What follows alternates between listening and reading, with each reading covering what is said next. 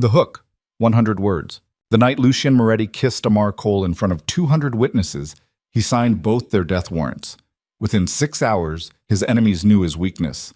Within 12, the death threats started flooding her phone. The Mafia boss who controlled half of Chicago had just claimed the plus-size hotel coordinator nobody respected, and the entire criminal underworld was watching.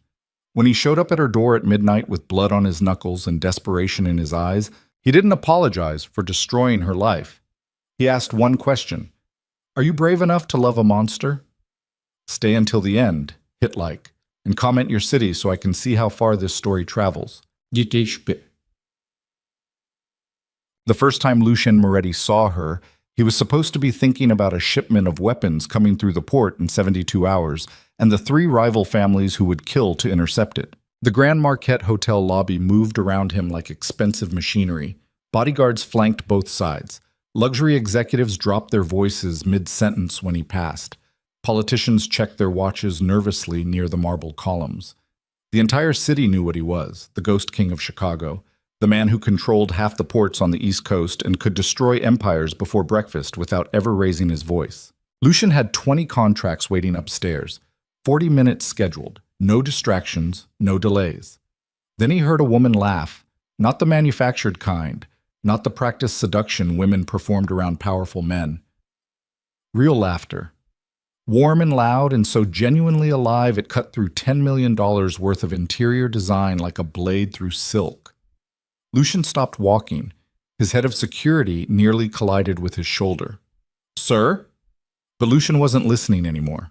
Across the lobby stood a plus-size black woman holding a clipboard against her chest while she laughed beside the concierge desk. Her curls were pinned loosely above glowing brown skin. She wore a simple hotel coordinator uniform that fit her curves in a way that made her look both professional and completely herself. And she looked unafraid, genuinely unafraid of the expensive world spinning around her. For 7 full seconds, the most dangerous man in Chicago forgot where he was supposed to be. Marco, his second-in-command, leaned close. "Boss, the meeting." Lucien blinked once, twice. Then he forced himself to keep walking toward the elevators like nothing had happened. But something had happened. He couldn't stop thinking about that laugh, the way it sounded like freedom. Amara Cole was so tired her vision kept blurring at the edges. She had been awake for 33 hours straight, fixing disasters that other people created and management refused to acknowledge. A wedding coordinator quit 48 hours before a celebrity reception. The executive chef had food poisoning. Half the housekeeping staff called in sick during the busiest weekend of the season. So Amara did what she always did. She fixed everything herself. She rearranged seating charts at 3 in the morning. She personally inspected 200 guest rooms. She negotiated with vendors who tried to charge triple rates for last-minute services. She calmed hysterical brides and somehow managed to smile through all of it, because that was her job. Be invisible. Be competent. Be grateful they let her work here at all. That morning, she had finally taken a 5-minute break near the concierge desk when David, the sweet concierge who always saved her the good pastries from the breakfast buffet, told her a joke so stupid she couldn't help laughing. Why did the hotel pillow go to therapy? David, I swear to God, because it had too many cases. She laughed, loud and unfiltered, and completely herself for exactly 7 seconds before she remembered where she was, and that laughing too loudly made management nervous. That was when she noticed him. Tall, devastatingly handsome in a way that felt dangerous. Dark suit that probably cost more than her car. Cold gray eyes that seemed to calculate the value of everything they touched. He was staring directly at her. Then he looked away and kept walking like she was nothing. Amara's stomach dropped. She knew exactly who that was. Lucien Moretti, the Ghost King of Chicago. The Mafia boss who controlled half the criminal underworld on the East Coast and all the fear in every room he entered. "Did he just look at you?" David whispered. "No." Amara turned back to her clipboard too fast. "Absolutely not." But her hands were shaking. Because men like Lucien Moretti didn't look at women like her. They looked through her, past her, around her like furniture that happened to breathe.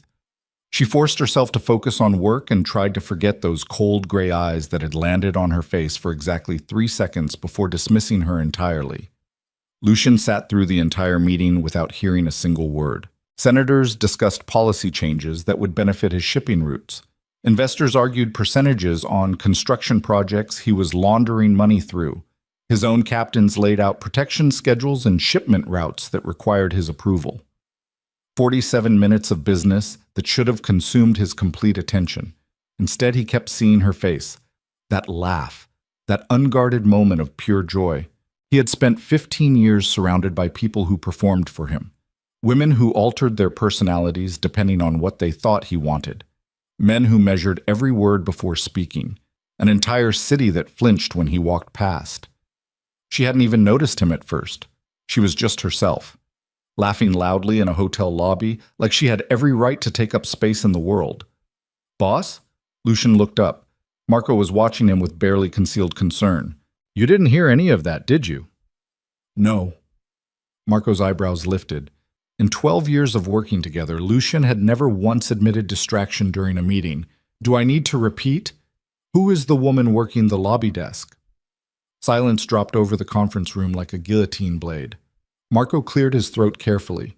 "Which woman?" "The coordinator, black, curly hair, laughing near the concierge." One of the captains shifted uncomfortably. "You want us to handle her?" Lucien's gaze went cold enough to frost glass. "I want her name." The captain swallowed hard. "Yes, sir." 10 minutes later, Marco returned with a manila folder. Amara Cole, 29, senior event coordinator. Been working here 6 years. No criminal record. No connections to any families. No debts. No gambling problems. No. Marco hesitated. "What?" "No social media presence worth mentioning. No public relationships. She's..." Marco chose his words carefully. "She's nobody, boss. Just a hotel employee." Lucien opened the file. The photograph showed her smiling in her employee badge photo. Professional, controlled. Nothing like the woman he had seen laughing freely in the lobby. "Find out everything," Lucien said quietly. Marco knew better than to argue. But as he left the conference room, he felt something close to fear settle into his chest. Because in 12 years, he had never seen Lucien Moretti interested in anything except power and survival. This was different. This was dangerous. 6 days passed. 6 days where Lucien Moretti, a man who dismantled empires before breakfast and slept 4 hours a night without dreaming, could not stop thinking about a hotel coordinator who probably didn't remember seeing him at all. He told himself it was curiosity. Temporary insanity. A distraction he would eliminate the moment he understood what had caused it. But every report Marco brought back made it worse. Amara Cole worked 70-hour weeks and never complained. She fixed impossible problems without taking credit. She smiled at guests who treated her like furniture. She carried that entire hotel on exhausted shoulders while management paid her barely enough to survive in a city that cost a fortune just to breathe in. She was extraordinary, and nobody noticed. The reports showed she had a mother in a long-term care facility draining her bank account. Student loans from a degree she never got to finish because her father died and left them with medical debt. She lived in a studio apartment in a neighborhood that made Marco nervous just reading the address. She was surviving, barely. And she still laughed like that. On the 6th day, Lucien made a decision that would destroy both their lives. He called the hotel's general manager directly. "I want to book the penthouse floor for a month." "Of course, Mr. Moretti.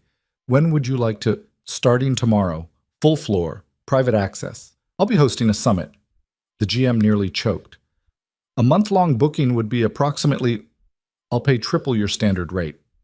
Silence. "That's incredibly generous, Mr. Moretti."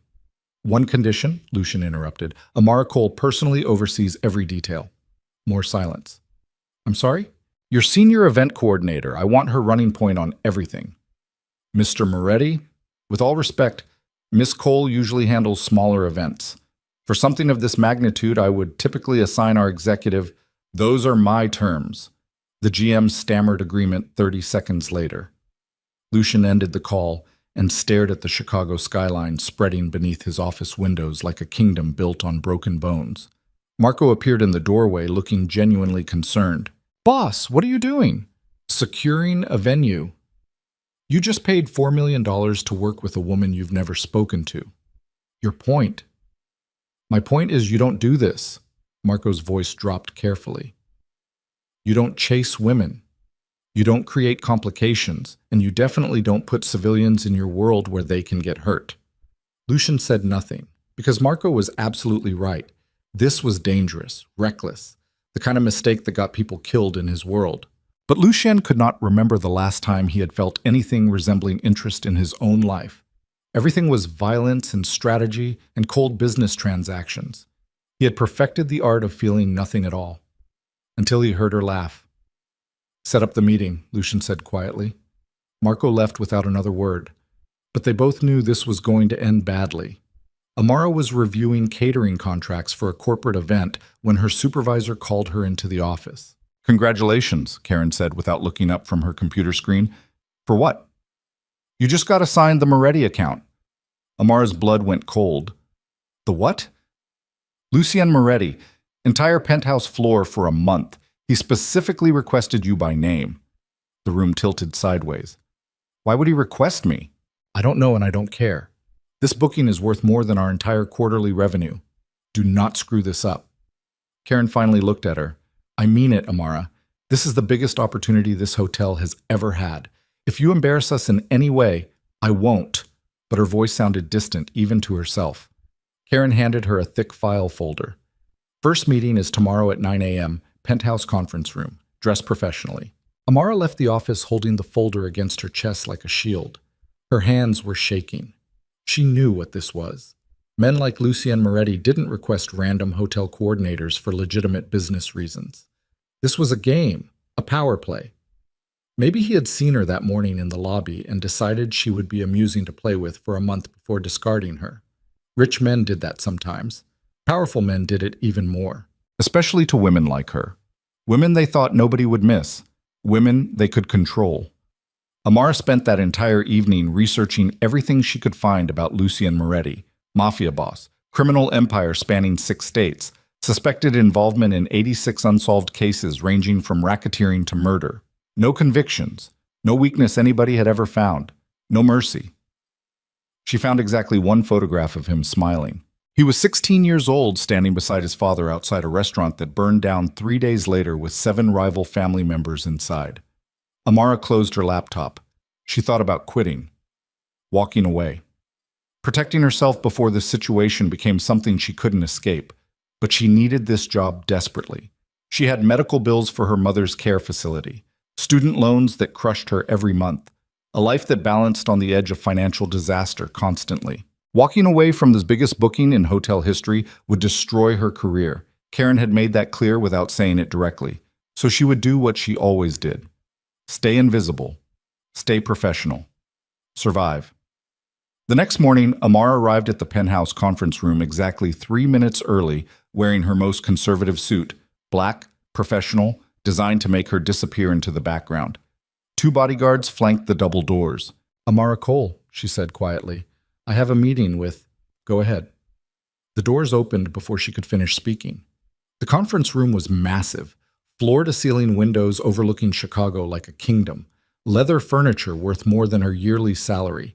And sitting at the head of a glass table like a king surveying his empire was Lucien Moretti. He stood immediately when she entered. That surprised her. Powerful men rarely stood for women like her. Miss Cole. His voice was exactly what she expected. Deep, controlled, absolutely certain of its own authority. Mr. Moretti.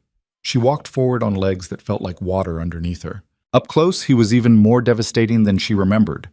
Tall enough to make her feel small despite her own height. Sharp features that looked carved from marble by someone who understood violence. And those eyes, cold gray eyes that seemed to see straight through every defense she had carefully built over 29 years. Thank you for meeting with me. Of course. Amara set her portfolio down carefully. I understand you're hosting a summit? For the next month, I'll need accommodations for 15 associates, private security routes, catering for daily meetings, and 3 formal events. He paused. I'm told you're the best coordinator this hotel has. Amara kept her expression neutral even though her heart was hammering against her ribs. I'll do everything I can to meet your expectations. I'm certain you will. Something in his voice made her skin prickle. They spent the next 90 minutes reviewing logistics, floor plans, security protocols, catering preferences, scheduling requirements. Lucian was professional, thorough. He asked intelligent questions and listened carefully to her answers, but the entire time, Amar could feel him watching her. Not the way men usually looked at her, not with dismissal or crude interest or the quick assessment that decided she wasn't worth their time. He watched her the way scientists study something they can't quite categorize.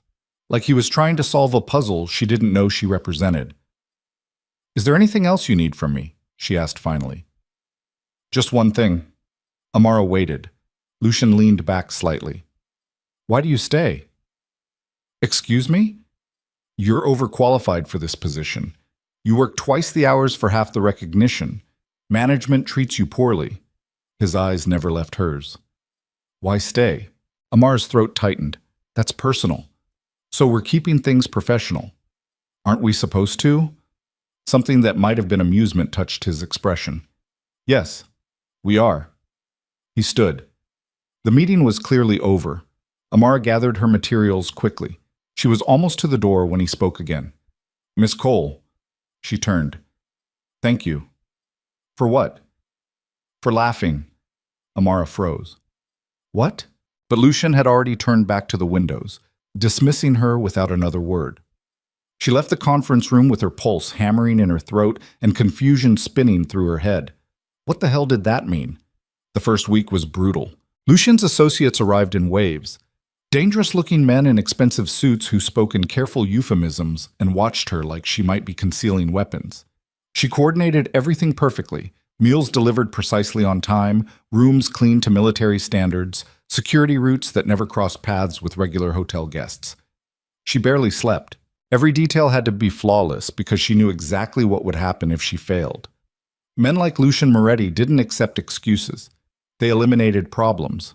But every evening after his men left, Lucian stayed in the conference room, alone, working through documents, making phone calls in languages she didn't recognize, signing papers that probably meant someone somewhere was about to have a very bad day, and watching her. Amara would pack up her laptop at midnight only to find him still sitting there, tie loosened, looking less like a crime boss and more like a man who had forgotten how to leave his own prison.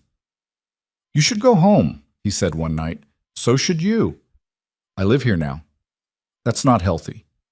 His eyes lifted to hers. "You're here too." "I'm working." "So am I." They stared at each other across the conference table, while the city glittered 40 floors below them like scattered diamonds on black velvet. "Do you ever stop?" Amara asked quietly. "No." "Why not?" "Because stopping requires peace." His voice dropped so low she almost missed it. "And I killed that a long time ago." Amara should have left then, should have recognized the danger in the way he looked at her, not with violence, but with something infinitely more terrifying. Hunger, the kind that consumed everything it touched. Instead, she stayed. The incident happened 2 weeks into the booking. Amara was coordinating a private dinner for 12 investors when 3 wealthy socialites entered the hotel restaurant. She recognized one immediately, Bethany Richardson, daughter of a real estate mogul, infamous for destroying careers with calculated social media posts. Bethany's eyes landed on Amara immediately. "Oh my God," she said loudly enough for the entire restaurant to hear. "Did this hotel start hiring by the pound?" Her friends laughed like hyenas. Amara kept her expression calm, even as humiliation spread through her chest like fire under skin. She had heard comments like that her entire life. From classmates, from strangers, from men who thought cruelty was flirting. Stay professional, stay invisible. She turned to walk away. "Excuse me," Bethany called. "Don't you coordinate events here? I need to know if the buffet tables can support structural weight, or if we need to special order reinforced ones." More laughter. Amara's hands tightened around her tablet until her knuckles went white and her nails bit into her palms hard enough to hurt. Then the entire restaurant fell silent. Lucien Moretti had appeared from nowhere. He walked directly into their circle with the kind of calm that preceded executions. "I was just thinking," he said softly. "Not one of you is even half as beautiful as she is." Nobody breathed. Bethany's smile cracked at the edges. "Excuse me?" You confuse cruelty with confidence.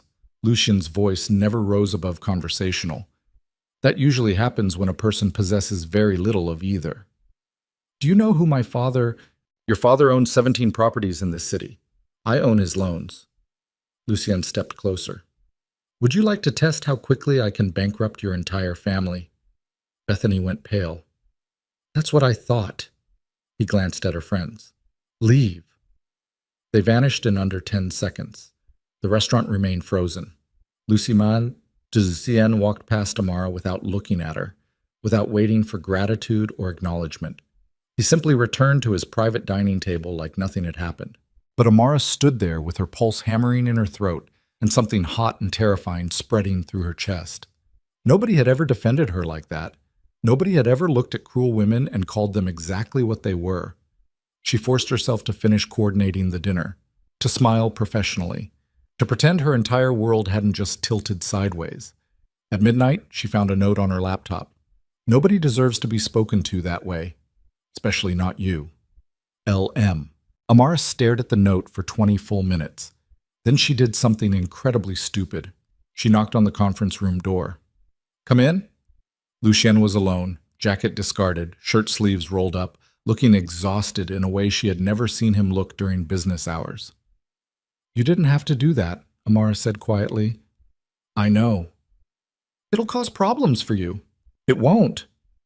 How can you be sure? Lucien looked at her directly. Because the Richardsons need me more than I need their approval. Amara stepped inside the conference room. Dangerous territory. She knew that. But something was pulling her forward anyway. Why did you request me for this booking? Silence. Mr. Moretti, I heard you laugh, he said quietly. Amara froze. What? 6 days before I made the booking, in the lobby, you were laughing with the concierge. His eyes never left hers. It was the most genuine thing I'd heard in years. Her breath caught in her throat. That's why you booked an entire floor for a month? Yes. That's insane. I know.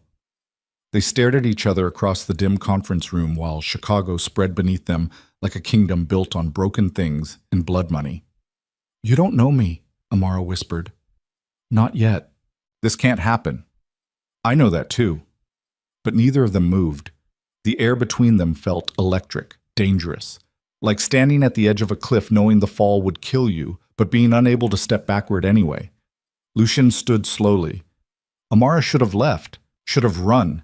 Instead, she stayed exactly where she was. Tell me to stop, he said quietly. Stop what? Wanting you. The words hit her like a physical blow. I'm not— Her voice cracked. Men like you don't want women like me. Men like me don't want anything. He moved closer, not touching, just close enough that she could feel the heat of him. Until suddenly they do. Amara's pulse was thunder in her throat. This is a terrible idea. The worst I've ever had. People will think I'm using you. Let them. They'll think I'm a joke. Something dangerous flashed in his eyes. Anyone who makes that mistake will regret it. He reached up slowly, giving her time to move away, and touched her face with shocking gentleness. His thumb brushed across her cheekbone. You are the first person I've met in 15 years who hasn't altered themselves to impress me, he said quietly. Everyone performs. You don't. You laugh loudly. You take up space. You exist without apology. His voice dropped. And somewhere along the way, I realized I would rather lose control beside you than spend another year feeling nothing.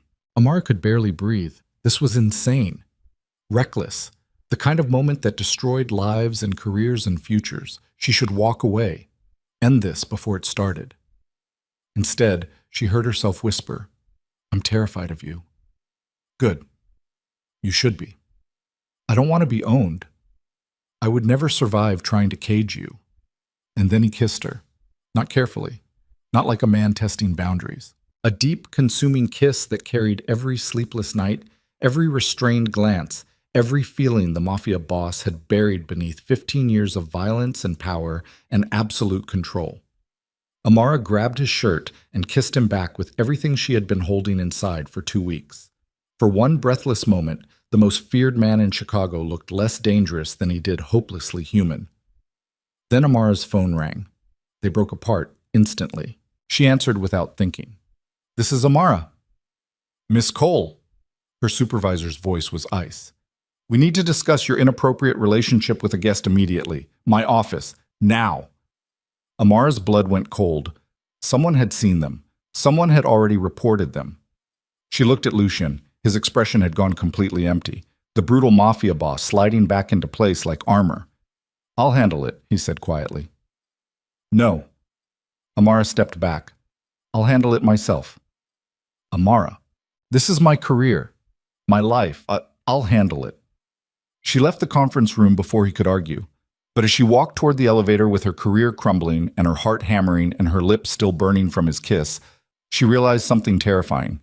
She wasn't sorry she had kissed him. She was only sorry she had stopped. The elevator ride down felt like drowning in slow motion.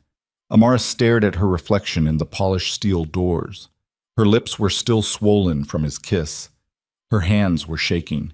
She could still feel the heat of Lucian's body pressed against hers, the way his fingers had traced her face like she was something precious instead of disposable. She had kissed the most dangerous man in Chicago, and someone had seen. The elevator dinged. 3rd floor. Management offices. Amara stepped out and walked toward Karen's office on legs that felt like they might give out at any moment. Through the glass walls, she could see 3 people waiting inside. Karen, the hotel's general manager, Robert Chen, and a woman in a sharp gray suit Amara had never seen before. This was bad. This was worse than bad. Amara knocked once. "Come in." Karen's voice could have cut glass.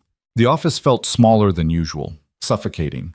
All 3 of them turned to look at her like she was something that had crawled out from under a rock. "Sit," Robert said. Amara sat. The woman in the gray suit didn't introduce herself. She just pulled out a tablet and swiped through something before turning the screen toward Amara. Security camera footage. The penthouse conference room. Lucian reaching up to touch her face. The kiss. Amara grabbing his shirt and kissing him back like her life depended on it. The timestamp read 11:47 p.m., 17 minutes ago. "Would you like to explain this?" Robert asked quietly. Amara's throat closed up. "It's not what it looks like. It looks like you're having an inappropriate relationship with our most valuable client." Karen leaned forward. "A client who specifically requested you. A client whose booking is worth $4 million. I didn't..." Amara's voice cracked. "I didn't initiate anything." "But you didn't stop it either."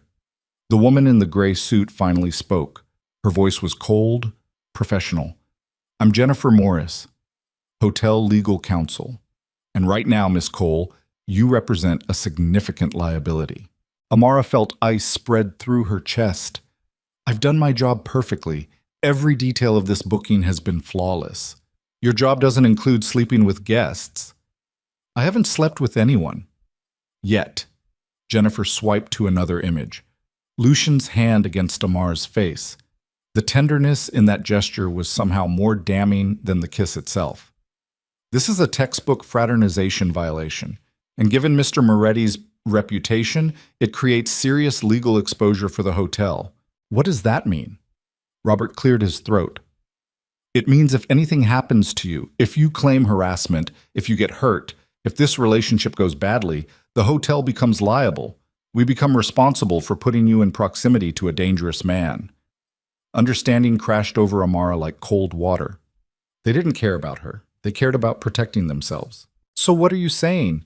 Amara kept her voice steady, even though her hands were shaking in her lap. "You want me to quit?" "We want you to make a choice." Karen pulled out a document. "You can sign this NDA and accept a generous severance package. 6 months salary, excellent references. You walk away clean. Or you stay. You finish this booking, and you maintain absolute professional distance from Mr. Moretti." Jennifer's eyes were sharp. "One more incident like tonight, and you're terminated immediately. No severance, no references, and we'll make sure every hotel in the city knows exactly why you were fired." Amara stared at the NDA on the desk. 6 months' salary would change everything. Pay off her mother's care facility bills.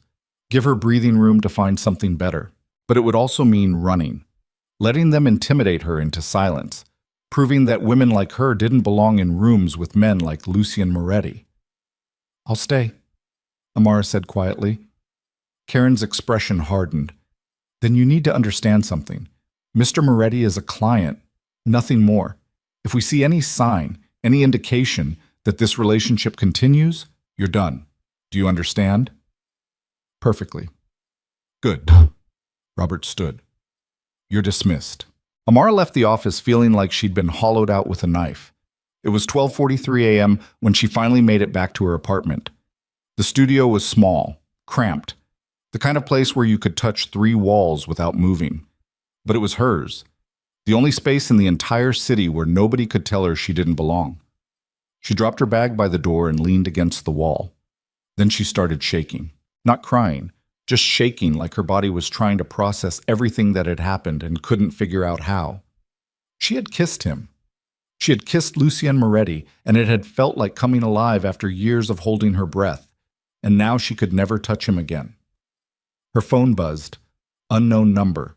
She almost didn't answer, but something made her swipe to accept. "Hello? Are you all right?" Lucian's voice hit her like a physical thing. Amara closed her eyes. "How did you get this number?" "I own half the city. Getting a phone number isn't difficult." "You shouldn't be calling me." "I know, but I needed to make sure you were safe." Something in his voice made her throat tight. He sounded different, less controlled, more human. "They threatened to fire me," Amara said quietly. Silence. "Say that again?" "The hotel. They saw the security footage. They gave me a choice. Quit with severance or stay and never touch you again. And you chose to stay." "I need this job." More silence. Then Lucian spoke with a coldness that made her shiver. "Give me their names." "What?" "The people who threatened you. Give me their names." "No." Amara straightened. "Absolutely not. They had no right." "They had every right. I kissed you. In their hotel. On their security cameras. They're protecting themselves. By threatening you. By doing what any business would do." Amara rubbed her face tiredly. "This is my fault. I knew better." "Don't do that." "Do what?" "Take responsibility for something I started." His voice dropped. "I requested you. I pursued you. I kissed you. This is on me. We both made choices. Then we'll both live with the consequences." Amara wanted to argue, wanted to tell him this couldn't continue, but she was so tired, bone-tired, soul-tired. "I should go," she whispered. "Amara." She waited. "I meant what I said, every word." Then he hung up. Amara stood in her tiny apartment staring at her phone and trying not to think about how his voice saying her name felt like being seen for the first time in her entire life. The next morning, everything changed. Amara arrived at the hotel at 6 a.m. to find Marco waiting in the lobby. "Miss Cole," he gestured toward the elevator. "Mr. Moretti would like to see you." "I have to coordinate breakfast service first. Now." It wasn't a request. Amara followed him into the elevator. They rode up in silence. Marco's face was carefully blank, but she could feel disapproval radiating off him like heat. The penthouse conference room was empty except for Lucien. He stood by the windows wearing a different suit than yesterday. His hair was wet like he'd just showered. He looked like he hadn't slept at all. "Leave us," Lucien said without turning around. Marco hesitated. "Boss, I said leave." Marco left. The door clicked shut. Amara stayed near the entrance. "We can't do this." "Do what?" "Be alone together. The hotel is watching. They'll fire me." "Then let them." "Excuse me?" Lucien finally turned. His eyes were bloodshot. "Let them fire you. I'll hire you myself, triple your current salary, full benefits. Your mother's care facility bills covered." Amara felt like she'd been slapped. "You investigated my mother?" "I investigate everyone. That's not normal. I'm not a normal man." He moved closer. "You said you needed this job. I'm giving you an alternative." "Working for you?" "Yes." "As what? Your employee? Your mistress? Both?" Something dangerous flashed in his expression. "As whatever you want to be." "That's not an answer." Because I don't have one yet. Lucian stopped a few feet away from her, close enough to touch, far enough to maintain plausible deniability if anyone walked in. All I know is watching you leave last night felt like losing something I didn't know I needed. And I spent 15 years building an empire by never letting go of things I need. Amar's heart was hammering. You don't need me. You want me. There's a difference. Is there? Yes. Want fades. Need destroys. Then I'm already destroyed. The words hung between them like broken glass. Amara forced herself to breathe, to think, to not get swept away by the intensity radiating off him like a physical force. I can't work for you, she said quietly. People will think I'm using you for money, that I'm some kind of gold digger who trapped a mafia boss. Let them think whatever they want. Easy for you to say. Nobody questions your worth. Lucien's jaw tightened. You think I don't know what people say about me? I'm a killer, a criminal, a monster who destroys everything he touches. At least you're just accused of wanting money. He stepped closer. I'd rather be called a gold digger than what I actually am. And what's that? Empty. The word hit her harder than any threat could have. Until I heard you laugh, he continued quietly, and for exactly 7 seconds, I remembered what it felt like to want something besides control. Amara closed her eyes. This is insane. I know. We barely know each other. I know that too. And you're asking me to quit my job, take your money, and trust that this won't blow up in my face. Yes. She opened her eyes. Why would I do that? Because you felt it too. Lucian's voice dropped. Last night when I kissed you, you felt it. Amara couldn't lie. Yes. Then take the risk. What if it doesn't work? Then I'll make sure you land somewhere safe. You can't guarantee that. No. But I can promise to try. He reached out slowly and touched her hand, just her hand, the barest contact. I've spent 15 years guaranteeing outcomes through violence and money. This is the first time I'm asking someone to trust me without either. Amara stared at their hands barely touching. Every logical part of her brain was screaming to run, to protect herself, to not gamble her entire future on a mafia boss who might get bored in 3 months. But another part, the part that had been holding her breath for 29 years, was screaming something different. Jump. I need time to think, she whispered. How much time? I don't know. A day. A week? I don't know. Lucien pulled his hand back. Take whatever you need. But Amara? She looked at him. While you're thinking, remember something. I don't do this. I don't pursue women. I don't make offers like this. And I definitely don't put myself in positions where someone can hurt me. His eyes held hers. So if you decide to walk away, do it cleanly. Don't drag it out. Don't give me hope and then destroy it. Because I'm not sure I'll survive that twice. Twice? But Lucien had already turned back to the windows, dismissed. Amara left the conference room with her head spinning and her heart screaming and no idea what the hell she was supposed to do. 3 days passed. 3 days where Amara coordinated Lucian's summit with robotic efficiency while carefully avoiding being alone with him. 3 days where she felt his eyes following her across rooms but never approaching. 3 days where she barely slept because every time she closed her eyes she saw his face. I'm not sure I'll survive that twice. What did that mean? On the 4th day, Vivienne Laurent arrived. Amara was reviewing seating charts for the gala when the elevator doors opened and a woman stepped out who looked like she'd been designed specifically to make other women feel inadequate. Tall, impossibly thin, white blonde hair that fell in perfect waves, designer dress that probably cost more than Amara's car, and a smile that didn't reach her cold blue eyes. Excuse me, she said to Amara. I'm looking for Lucien Moretti. Amara's stomach dropped. Do you have an appointment? I don't need one. I'm Vivienne Laurent. The name hit Amara like a punch. She knew that name. Everyone did. International supermodel, socialite queen, and according to 3 different gossip sites, Lucien Moretti's former fiancé. Mr. Moretti is in a meeting, Amara said carefully. I can let him know you're here. No need. Vivienne walked past her toward the conference room like she owned the place. Marco appeared from nowhere and blocked her path. Miss Laurent, you can't move. Boss doesn't want to be disturbed. Vivian's smile sharpened. Then it's a good thing I'm not a disturbance. I'm family. The conference room door opened. Lucian stood in the doorway, looking at Vivian with an expression Amara couldn't read. "What are you doing here?" he asked quietly. "I heard you were in town. Thought I'd say hello." Vivian glanced at Amara. "Aren't you going to introduce me to your staff?" The way she said staff made it sound like something dirty. "Amara Cole," Lucian said without looking away from Vivian. "Senior Event Coordinator." "How nice." Vivian's eyes raked over Amar's body with surgical precision. "I love that this hotel hires such diverse staff." The insult landed like a slap. Amara kept her face neutral, even though shame was spreading through her chest like poison. "Vivian," Lucian's voice went cold. "Leave. But we have so much to catch up on.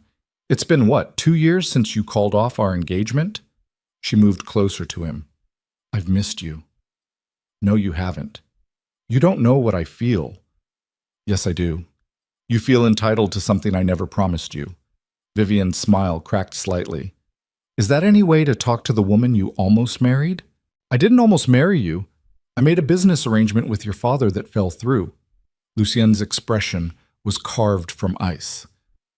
"There was never anything personal between us." "Wasn't there?" She reached up to touch his face. Lucien caught her wrist. "Don't." "Why not? Afraid your little coordinator will get jealous?" Vivian glanced at Amara. "Don't worry, sweetie. I'm sure he's been very generous with you. He's good at making people feel special before he gets bored." Amara's hands clenched into fists. Stay professional. Stay invisible. But every word was a knife cutting deeper. "That's enough," Lucien said quietly. "Is it?" Vivian pulled her hand free.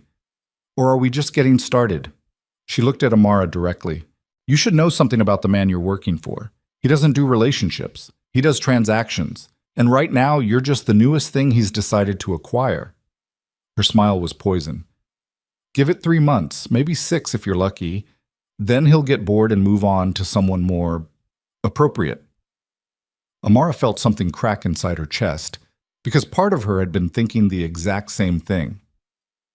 "Get out," Lucien said. His voice was so cold it could have frozen blood. Vivian laughed. "Still pretending you're capable of caring about someone? How adorable." She walked toward the elevator. "Enjoy your little fantasy while it lasts, both of you. Reality has a way of catching up." The elevator doors closed. Silence filled the penthouse like toxic gas. Amara couldn't look at Lucien, couldn't breathe, couldn't think past the humiliation burning through her veins. "Amara, I need to check on the catering." She walked toward the stairs before he could stop her. But she could feel his eyes on her back, could feel the weight of everything Vivian had just said hanging in the air, like truth nobody wanted to acknowledge. That night, Amara sat in her apartment staring at her phone. She should block Lucien's number, should quit tomorrow, should protect herself before this situation destroyed her completely. Instead, she opened her laptop and did something she knew she'd regret. She searched for Vivienne Laurent and Lucia Moretti. Hundreds of images loaded, red carpet photos, charity galas. The two of them standing together looking like they'd been designed by the same artist. Perfect, polished, belonging to a world Amara would never fit into. There was one photo from 2 years ago, Lucien and Vivian at some high society wedding. She was laughing. He was smiling, actually smiling. Amara had never seen him smile like that. She closed the laptop. Then she did something even stupider. She called him. He answered on the first ring. "Amara, tell me the truth." "About what?" "About her, about what she said, about whether I'm just the newest thing you've decided to acquire." Silence. "I need to hear it from you," Amara continued. Her voice was shaking. "Because if this is just some game, if I'm just entertainment until you get bored, I need to know now.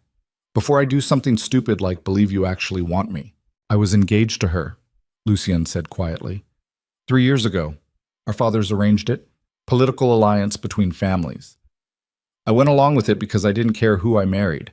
Marriage was just another business transaction." "What happened?" "I met her." His voice dropped. "Really met her. And I realized she was exactly like everyone else in my world. Performing, playing a role, being whoever she thought I wanted her to be. And I called it off. Told her father the arrangement was done. Vivian didn't take it well.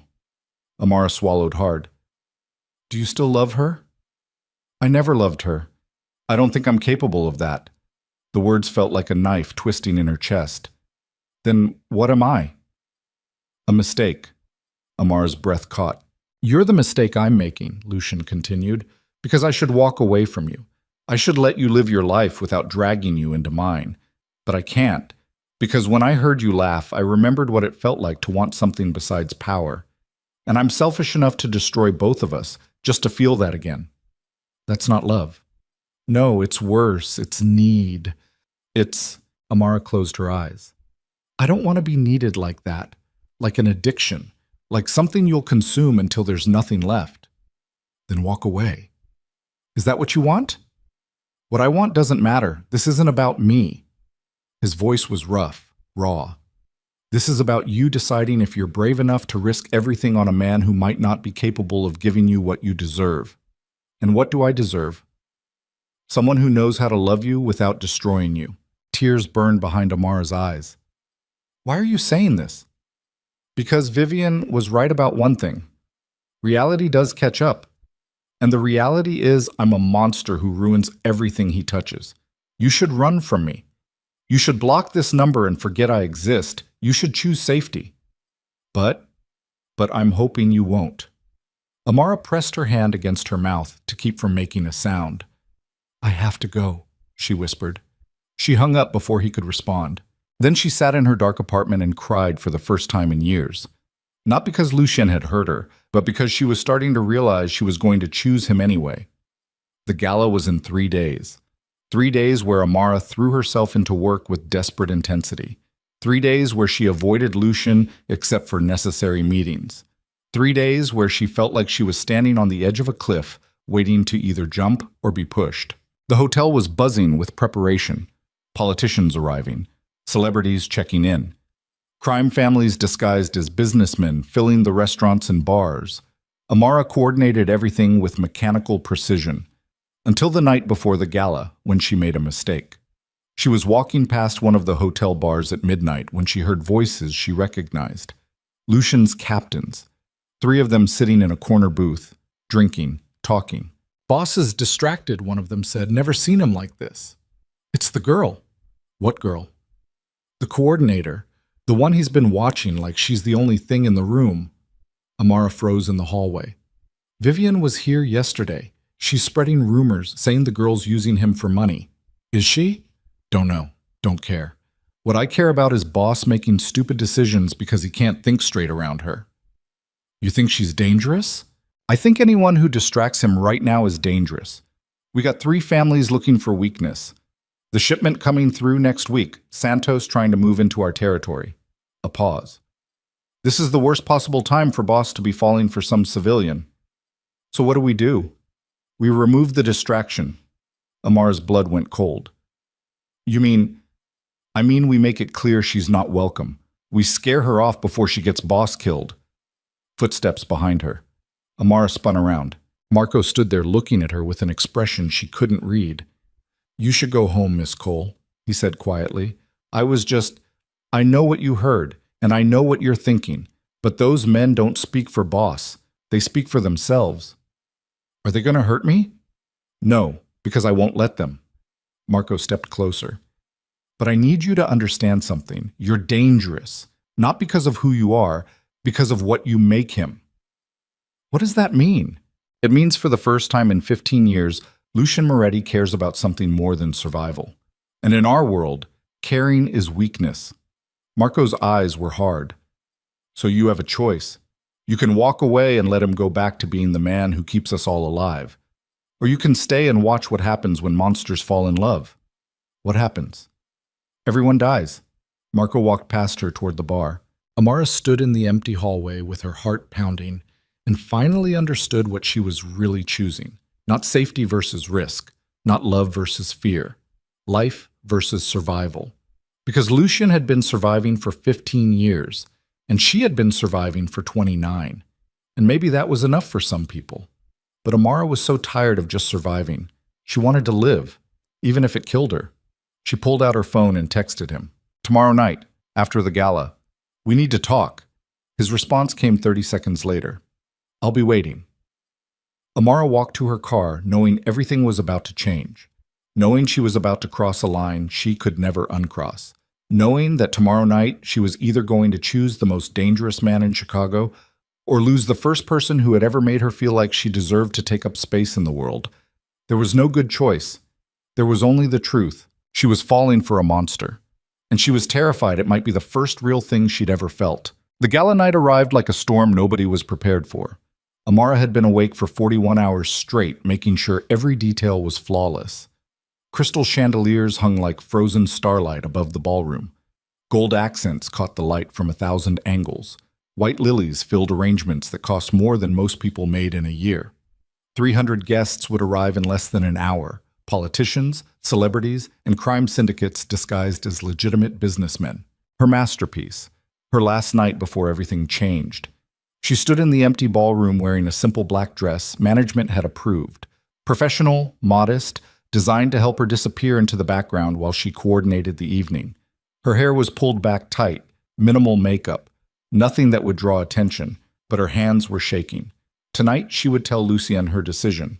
Tonight she would either walk away from the first man who had ever made her feel seen or step into a world that would destroy her. "Miss Cole?" She turned. Marco stood in the doorway looking uncomfortable in his tuxedo.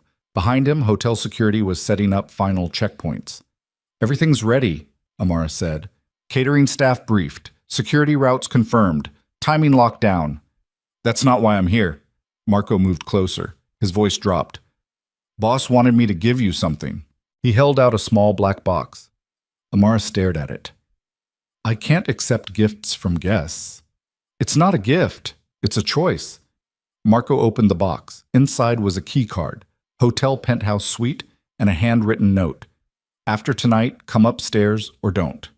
Either way, you've given me something I thought I'd lost. Thank you. L. M." Amar's throat tightened. "He meant what he said," Marco continued quietly, "about not being able to survive losing you twice.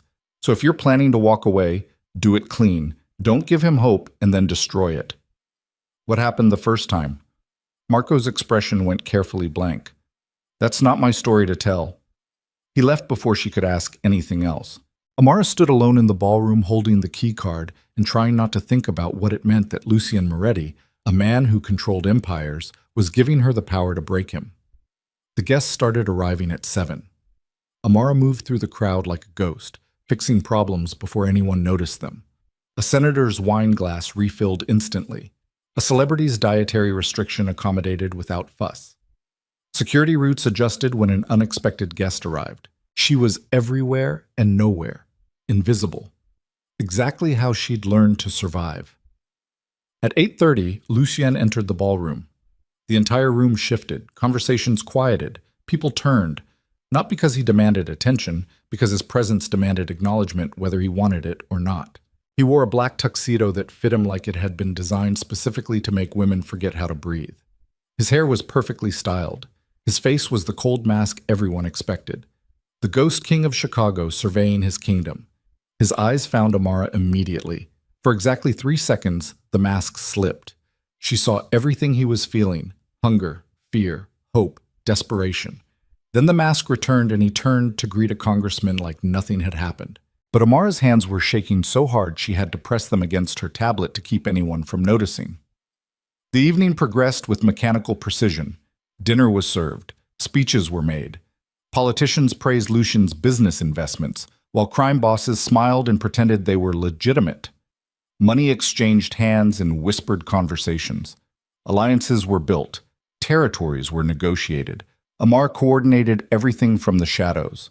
Until 9:45 when Vivienne Laurent walked into the ballroom. She wore a dress that looked like liquid silver poured over her body. Every head turned. Cameras flashed. She moved through the crowd like she owned it, accepting compliments and air kisses while making her way directly toward Lucien. Amar's stomach dropped. She watched Vivienne approach Lucien near the bar, watched her touch his arm, watched him stiffen slightly but not pull away because they were in public and appearance mattered, watched Vivian lean close and whisper something that made Lucien's expression go cold. Then Vivian turned and looked directly at Amara across the crowded ballroom. Her smile was pure poison. She whispered something else to Lucien. His eyes snapped to Amara's face. For one terrible moment, she saw something that looked like regret. Then Vivian was moving through the crowd toward her. Amara wanted to run, to disappear, to be anywhere except standing in this ballroom, watching the most beautiful woman she'd ever seen approach her with cameras following. "Amara Cole," Vivian said loudly enough for nearby guests to hear. "The woman of the hour." Amara kept her expression neutral. "Miss Laurent, is there something you need? Just wanted to congratulate you." Vivian's smile was sharp enough to cut. "You've organized everything so beautifully. It's honestly inspiring seeing someone like you allowed into rooms this expensive." The insult landed like a slap. Someone nearby laughed. A reporter's camera flashed. "I'm glad you're enjoying the evening," Amara said carefully. "Oh, I am. Especially watching you play coordinator while pretending you're not sleeping with the host." Vivian's voice dropped just enough that only Amara and the closest guests could hear. "Does management know? Or are you hoping to keep it quiet until you've secured your position as his latest distraction?" Amara's hands clenched around her tablet. "I don't know what you're talking about." "Don't you?" Vivian stepped closer. "Everyone knows, sweetie. The whole hotel is talking about how the plus-size coordinator trapped the Mafia boss, how you're using him for money, how you're exactly the kind of woman who sees a powerful man and thinks you've hit the jackpot." "That's not... It's brilliant, really. He's vulnerable right now, going through some midlife crisis. And you're different enough from his usual type that he probably thinks you're special." Vivian's eyes were ice. "But you're not. You're just convenient. And when he gets bored, and he will, you'll go back to being nobody while he moves on to someone who actually belongs in his world." Amara felt something crack inside her chest, because every word was a fear she'd been carrying since the moment Lucien first touched her face. "I need to check on the catering," she whispered. She turned to walk away. "Running already?" Vivian called after her. "I expected more fight from the woman who thinks she can compete with me." Amara stopped. Something hot and furious surged through her veins. She turned back slowly. "I'm not competing with you," she said quietly, "because you already lost." Vivian's smile faltered. 2 years ago, Lucien chose not to marry you. And tonight he's watching you humiliate me in front of cameras and looking at you like you're exactly what he walked away from. Amara stepped closer. "So go ahead. Keep telling yourself I'm using him. Keep pretending you're better than me because you're thin and rich and blonde. But we both know the truth. And what's that? He chose me." Amara's voice was steady, even though her heart was hammering. "He looked at both of us and chose the woman who wasn't performing for him." Vivian's face went pale with rage. "You stupid!" A large hand settled against the small of Amara's back. "Lucien." The ballroom quieted immediately. "She is not someone like anything," he said coldly. Vivian's smile cracked. Lucien stepped beside Amara, his body shielding hers from every camera in the room. "She built this entire evening," he continued calmly. "And the first thing you chose to do was humiliate her because insecurity is the only language you speak fluently." A reporter nearby swallowed hard before asking the question everyone suddenly wanted answered. "Mr. Moretti, are you saying you and Miss Cole are together?" Lucien never looked away from Amara. "Her name," he said quietly, "is Amara." Then he reached up and touched her face with shocking tenderness. Every camera in the room flashed at once. "I'm done pretending she means less to me than she does." And then he kissed her. Not carefully, not politically. A deep, possessive kiss that carried every sleepless night, every restrained glance, every feeling the Mafia boss had buried beneath years of violence and power.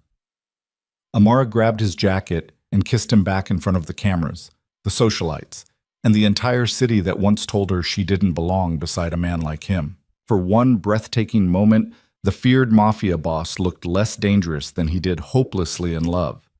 Then someone screamed. The ballroom exploded into chaos. Gunshots cracked through crystal chandeliers, glass shattered. People dove under tables. Bodyguards appeared from nowhere with weapons drawn. Lucien grabbed Amara and pulled her down behind the bar. Stay here, he ordered. What's happening? More gunshots. Closer. Marco appeared beside them. Santos. 3 men. Northeast entrance. How did they get past security? Inside job. Someone gave them access codes. Lucien's expression went cold. Get her out. Boss, I said get her out. Now. Marco grabbed Amara's arm. No, she said. I'm not leaving you. You don't have a choice. Lucien looked at her one last time. His eyes were stripped of every defense. If something happens to me tonight, I need to know you're safe. That's all that matters. Then he was gone. Moving through the chaos with his men toward the gunfire, Marco dragged Amara toward the service exit. She fought him. Let me go. He'll get himself killed protecting you if you stay. That stopped her. Marco pulled her through the kitchen, down a service hallway, into a freight elevator. The doors closed on the sounds of gunfire and screaming. Amara's legs gave out. She slid down the elevator wall. Her dress was torn. Her hands were shaking. She could still taste Lucien on her lips. Is he going to die? She whispered. Marco didn't answer. The elevator stopped. Underground parking garage. A black SUV was waiting. Get in. Amara climbed into the back seat. Marco drove without speaking. They left the hotel. Left downtown. Drove for 20 minutes into a neighborhood Amara didn't recognize. He stopped in front of a warehouse. Where are we? Safe house. You'll stay here until we know the situation is contained. I want to go back. You can't. Santos knows about you now. Knows boss cares about you. That makes you a target. The words hit her like ice water. This is my fault, she whispered. No. This is what happens when people like us try to have things that matter. Marco's voice was tired. Boss knew the risks. He chose you anyway. He escorted her inside. The warehouse was surprisingly comfortable. Living quarters, kitchen, bedroom with blackout curtains. Stay inside. Don't answer the door for anyone except me or boss. Don't call anyone. Don't post anything online. Marco pulled out a gun and set it on the kitchen counter. Do you know how to use this? Amara stared at it. No. Point and pull the trigger. Safety's off. 15 rounds. He looked at her. Hopefully you won't need it. Then he left. Amara stood alone in the safe house, listening to locks engage behind him. She was trapped, protected, powerless. Everything she'd spent her entire life trying to avoid. Her phone buzzed. Unknown number. She almost didn't answer, but something made her swipe to accept. Hello? Miss Cole. A man's voice. Smooth. Dangerous.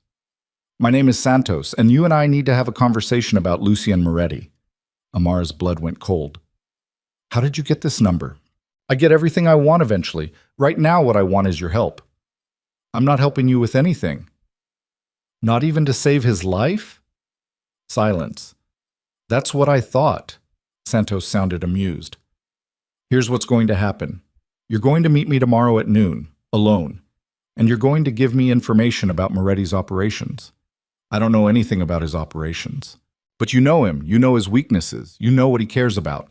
A pause. And right now, Miss Cole, you're what he cares about most, which makes you very valuable to me. I'll tell Lucien you called, and he'll do exactly what I expect. He'll try to protect you. He'll make mistakes. And I'll use those mistakes to destroy him. Santos's voice dropped. But if you help me, I'll let him live. I'll take what I need and disappear. He'll never know you betrayed him. Everyone wins. Except Lucien. Lucien loses either way. The question is whether you want to be the reason he dies. The line went dead. Amara stared at her phone with her heart hammering. This was impossible. A nightmare. She couldn't betray Lucien, but if she didn't, Santos would use her to destroy him anyway. Her phone buzzed again. Lucien this time. Are you safe? His voice was rough, urgent. Yes, Marco brought me to a warehouse. Good. Stay there. Don't leave for any reason. What happened at the gala? Santos made a statement. 3 of his men dead, two of mine wounded. Nobody else hurt. He paused. I'm sorry you saw that. I don't care about that. I care about whether you're okay. I'm alive. That's not the same thing. Silence. Lucien, I meant what I did tonight, he said quietly. kissing you in front of everyone, claiming you. I don't regret it. You should. You made me a target. I know, and I'd do it again. His voice was raw. Because I'm tired of pretending. I'm tired of hiding what I feel. And I'm tired of living in a world where the only thing I'm allowed to want is power. Amara closed her eyes. Santos called me. She heard him breathe sharply. When? 5 minutes ago. What did he say? Amara told him everything. The silence afterward was worse than anything Santos had threatened. He's going to use you against me, Lucian said finally. He's going to put you in a position where you have to choose between saving yourself or protecting me. What do I do? You run. You leave Chicago. You disappear. I'm not running. Amara, I'm not running, she repeated. Because if I do, Santos will keep coming after you. He'll find another way, another weakness, and you'll spend the rest of your life looking over your shoulder. Better than you dying because I was selfish enough to want you. That's not your choice to make. Yes, it is. His voice broke slightly. Because I'm the one who put you in danger. I'm the one who kissed you in front of the entire city. I'm the one who made you matter. I already mattered. Not like this. Not where it could get you killed. Amara pressed her hand against her mouth. I'll meet with him, she whispered. Absolutely not. I'll meet with him, and I'll figure out what he wants. And then we'll stop him. We? You think I'm going to let you handle this alone, after you just claimed me in front of 200 witnesses? She laughed shakily. I'm in this now, all the way in, so either we do this together or I do it alone. More silence. Then Lucian spoke with something that sounded like pride.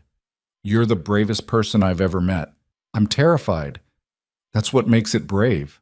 They stayed on the phone for another hour, not talking about Santos or danger or death, just talking about nothing, about everything. At 3 a.m., Amara finally fell asleep on the safe house couch with her phone still pressed against her ear and Lucien's breathing on the other end. When she woke at sunrise, he was gone. But there was a text message waiting. Don't go to that meeting. I'll handle Santos. You just stay alive. That's all I need. LM. Amara stared at the message. Then she deleted it. Because she wasn't staying out of this. She was meeting Santos at noon. And she was going to end this before Lucian got himself killed trying to protect her. The meeting location was a coffee shop in neutral territory. Amara arrived at 11:55 wearing jeans and a jacket with Marco's gun hidden in her waistband. Her hands were sweating, her heart was hammering, but she walked through that door anyway. Santos sat at a corner table. Late 40s, well-dressed, handsome in a way that probably made people trust him before he destroyed them. Miss Cole. He stood. Thank you for coming. Amara sat across from him. Let's skip the pleasantries. What do you want? Straight to business. I like that. Santos poured her coffee from the carafe on the table. What I want is simple. Information about Moretti's shipping routes, specifically the container coming through the port next Tuesday. I don't know anything about his shipping routes, but you have access to his penthouse, his files, his computer. I'm a hotel coordinator, not a spy. You're also the woman he kissed in front of the entire city, which means you have access to things nobody else does. Santos leaned forward. Get me that information by Monday night. I'll take care of the rest. Moretti never knows you were involved. And if I refuse, then I kill you, then I kill him. Then I kill everyone he cares about until his entire empire collapses. Santos smiled. Or you could just give me the information and save everyone a lot of suffering. Amara's hand moved slowly toward the gun in her waistband. I wouldn't do that, Santos said calmly. 3 men appeared from nowhere, guns pointed directly at her head. Did you really think I'd meet you alone? Santos shook his head. Moretti taught you nothing about this world. How disappointing. Amara froze. Here's what's going to happen, Santos continued. You're going to get me that information. If you don't, I'll kill someone you love. Your mother, perhaps? The one in the care facility? Ice flooded Amara's veins. Leave her out of this. Then cooperate. Santos stood. You have until Monday night. Don't make me come looking for you. He left with his men following. Amara sat alone in the coffee shop with her hands shaking and her mind racing. She couldn't give Santos the information, but if she didn't, he'd kill her mother. She pulled out her phone with numb fingers. Lucian answered immediately. Where are you? I met with Santos. Silence. You did what? You had to nothing. I told you to stay at the safe house. He threatened my mother. Amar's voice cracked. He said if I don't give him information about your shipping routes by Monday, he'll kill her. She heard Lucian breathing hard. Where are you right now? She told him. Stay there. I'm coming. Lucien. But he'd already hung up. 20 minutes later, Lucien walked into the coffee shop looking like death itself. His eyes were cold. His jaw was tight. He moved like violence contained in expensive fabric. He sat across from her without speaking. Then he reached across the table and took her hand. I'm sorry, he said quietly. For what? For not protecting you, for making you a target, for putting you in a position where you had to face Santos alone. That was my choice. It shouldn't have been necessary. His grip tightened. This is exactly what Marco warned you about. Monsters don't get to fall in love. We just destroy everything we touch. Amara looked at their hands clasped together on the coffee shop table. My mother is going to die, she whispered. No, she's not. How can you stop him? By giving him what he wants. Amara's head snapped up. You can't. I can, and I will, because your mother's life is worth more than a shipment of guns. He met her eyes. You're worth more than any of this. That shipment is important to you. It's business. You're not. His voice was rough. I've spent 15 years building an empire, and I'd burn all of it down if it meant keeping you safe. Tears burned behind Amara's eyes. This is my fault, she said. I should have stayed away from you. I should have been smart enough to protect myself. You did nothing wrong. I kissed you back. I stayed when I should have run. I let myself believe...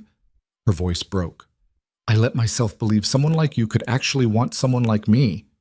Lucien stood abruptly. Then he moved around the table and pulled her to her feet.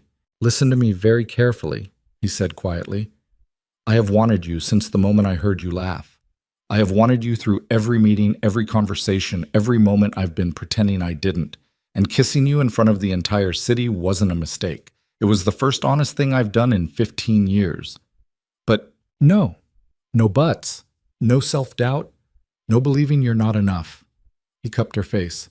You are everything, and I will destroy anyone who tries to take you from me, including myself if necessary. Amara closed her eyes. I don't want you to destroy yourself. Then tell me what you want. She looked at him, really looked at him. This dangerous, powerful, terrifying man who had somehow become the first person who ever made her feel like she deserved to take up space in the world. I want to stop Santos, she said quietly. I want my mother safe. I want to stop feeling like I'm waiting for you to realize I'm not worth the trouble. You are worth every single piece of trouble you've caused. He kissed her forehead. And we're going to end this. Together. How? I'm going to give Santos the information he wants. But the shipment he's going to intercept won't contain guns. It's going to contain my men. And when he opens those containers expecting weapons, he's going to find exactly what he deserves. Understanding crashed over Amara. You're setting a trap. I'm ending a war before it starts. Lucien's eyes were cold. And then I'm making sure everyone in this city knows that touching you means dying. That's not... It is. And I won't apologize for it. He stepped back. But I need you to trust me. Can you do that? Amara thought about everything that had happened. The kiss, the threats, the danger. She thought about walking away, about choosing safety. But she was so tired of being safe. Yes, she whispered. I trust you.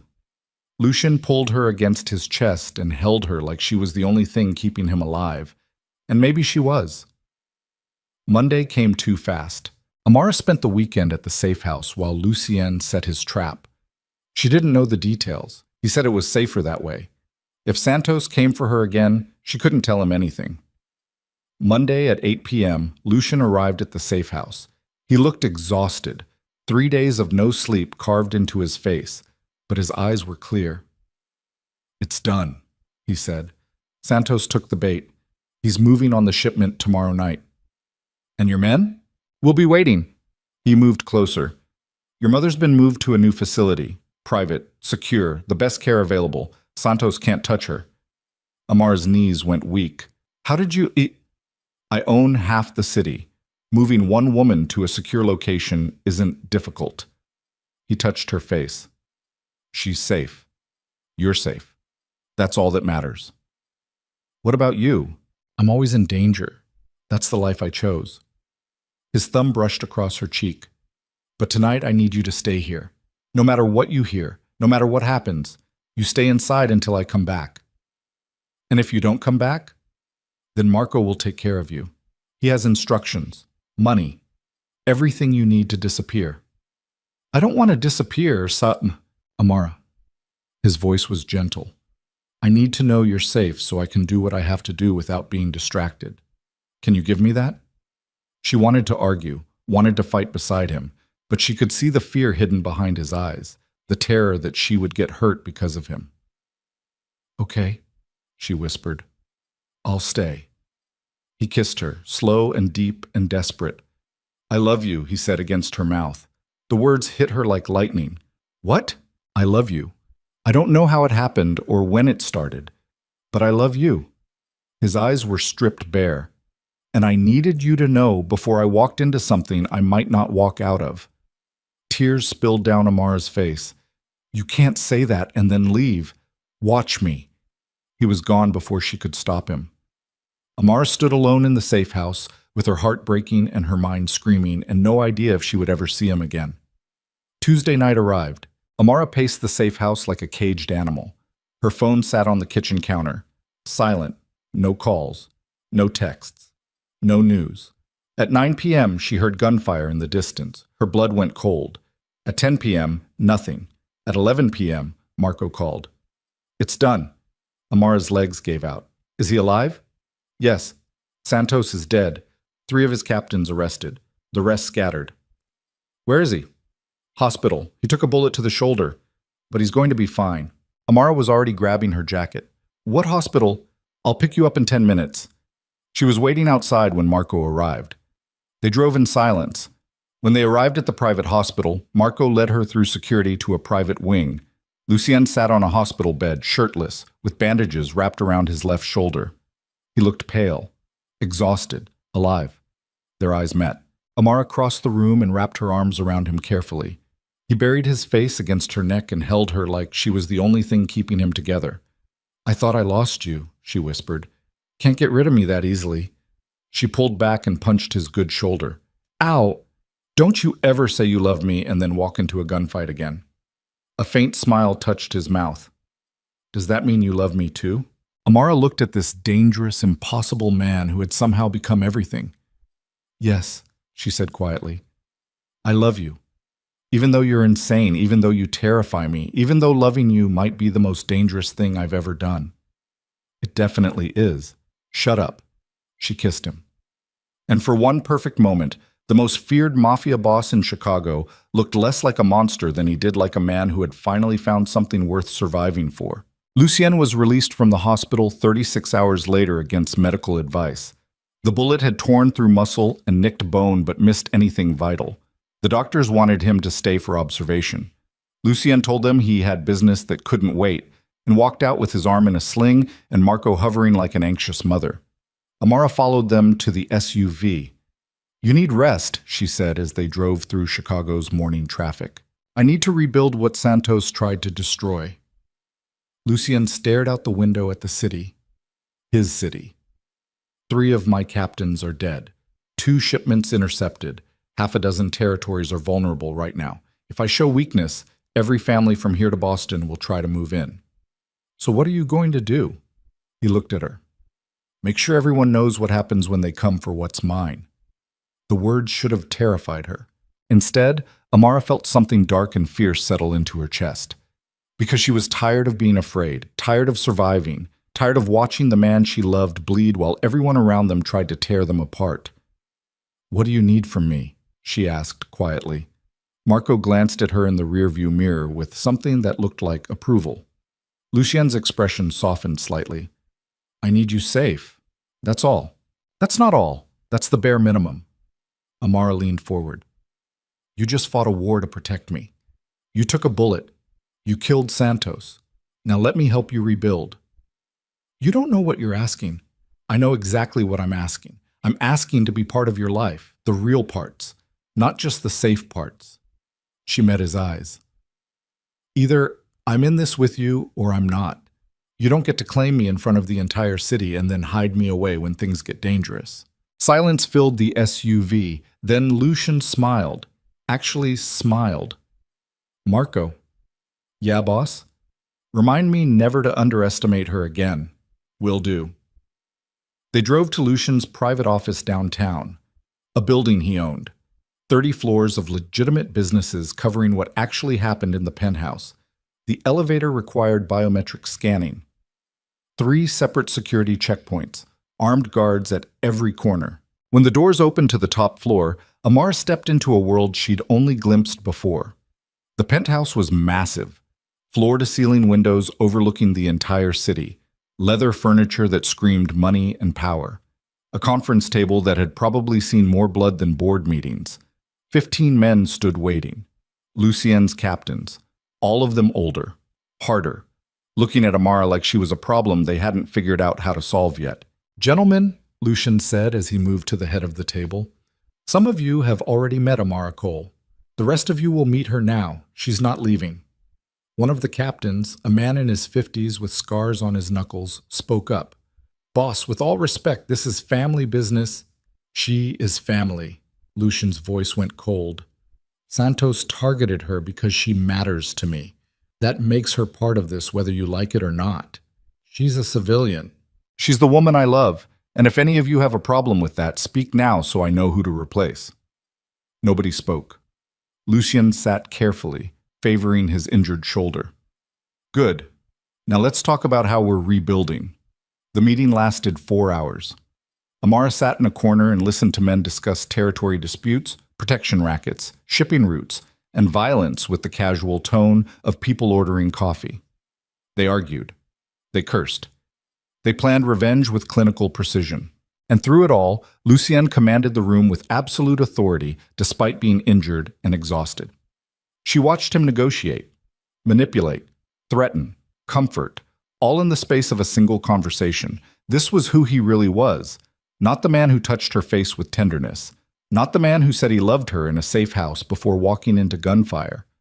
This was the Ghost King of Chicago, and she loved him anyway.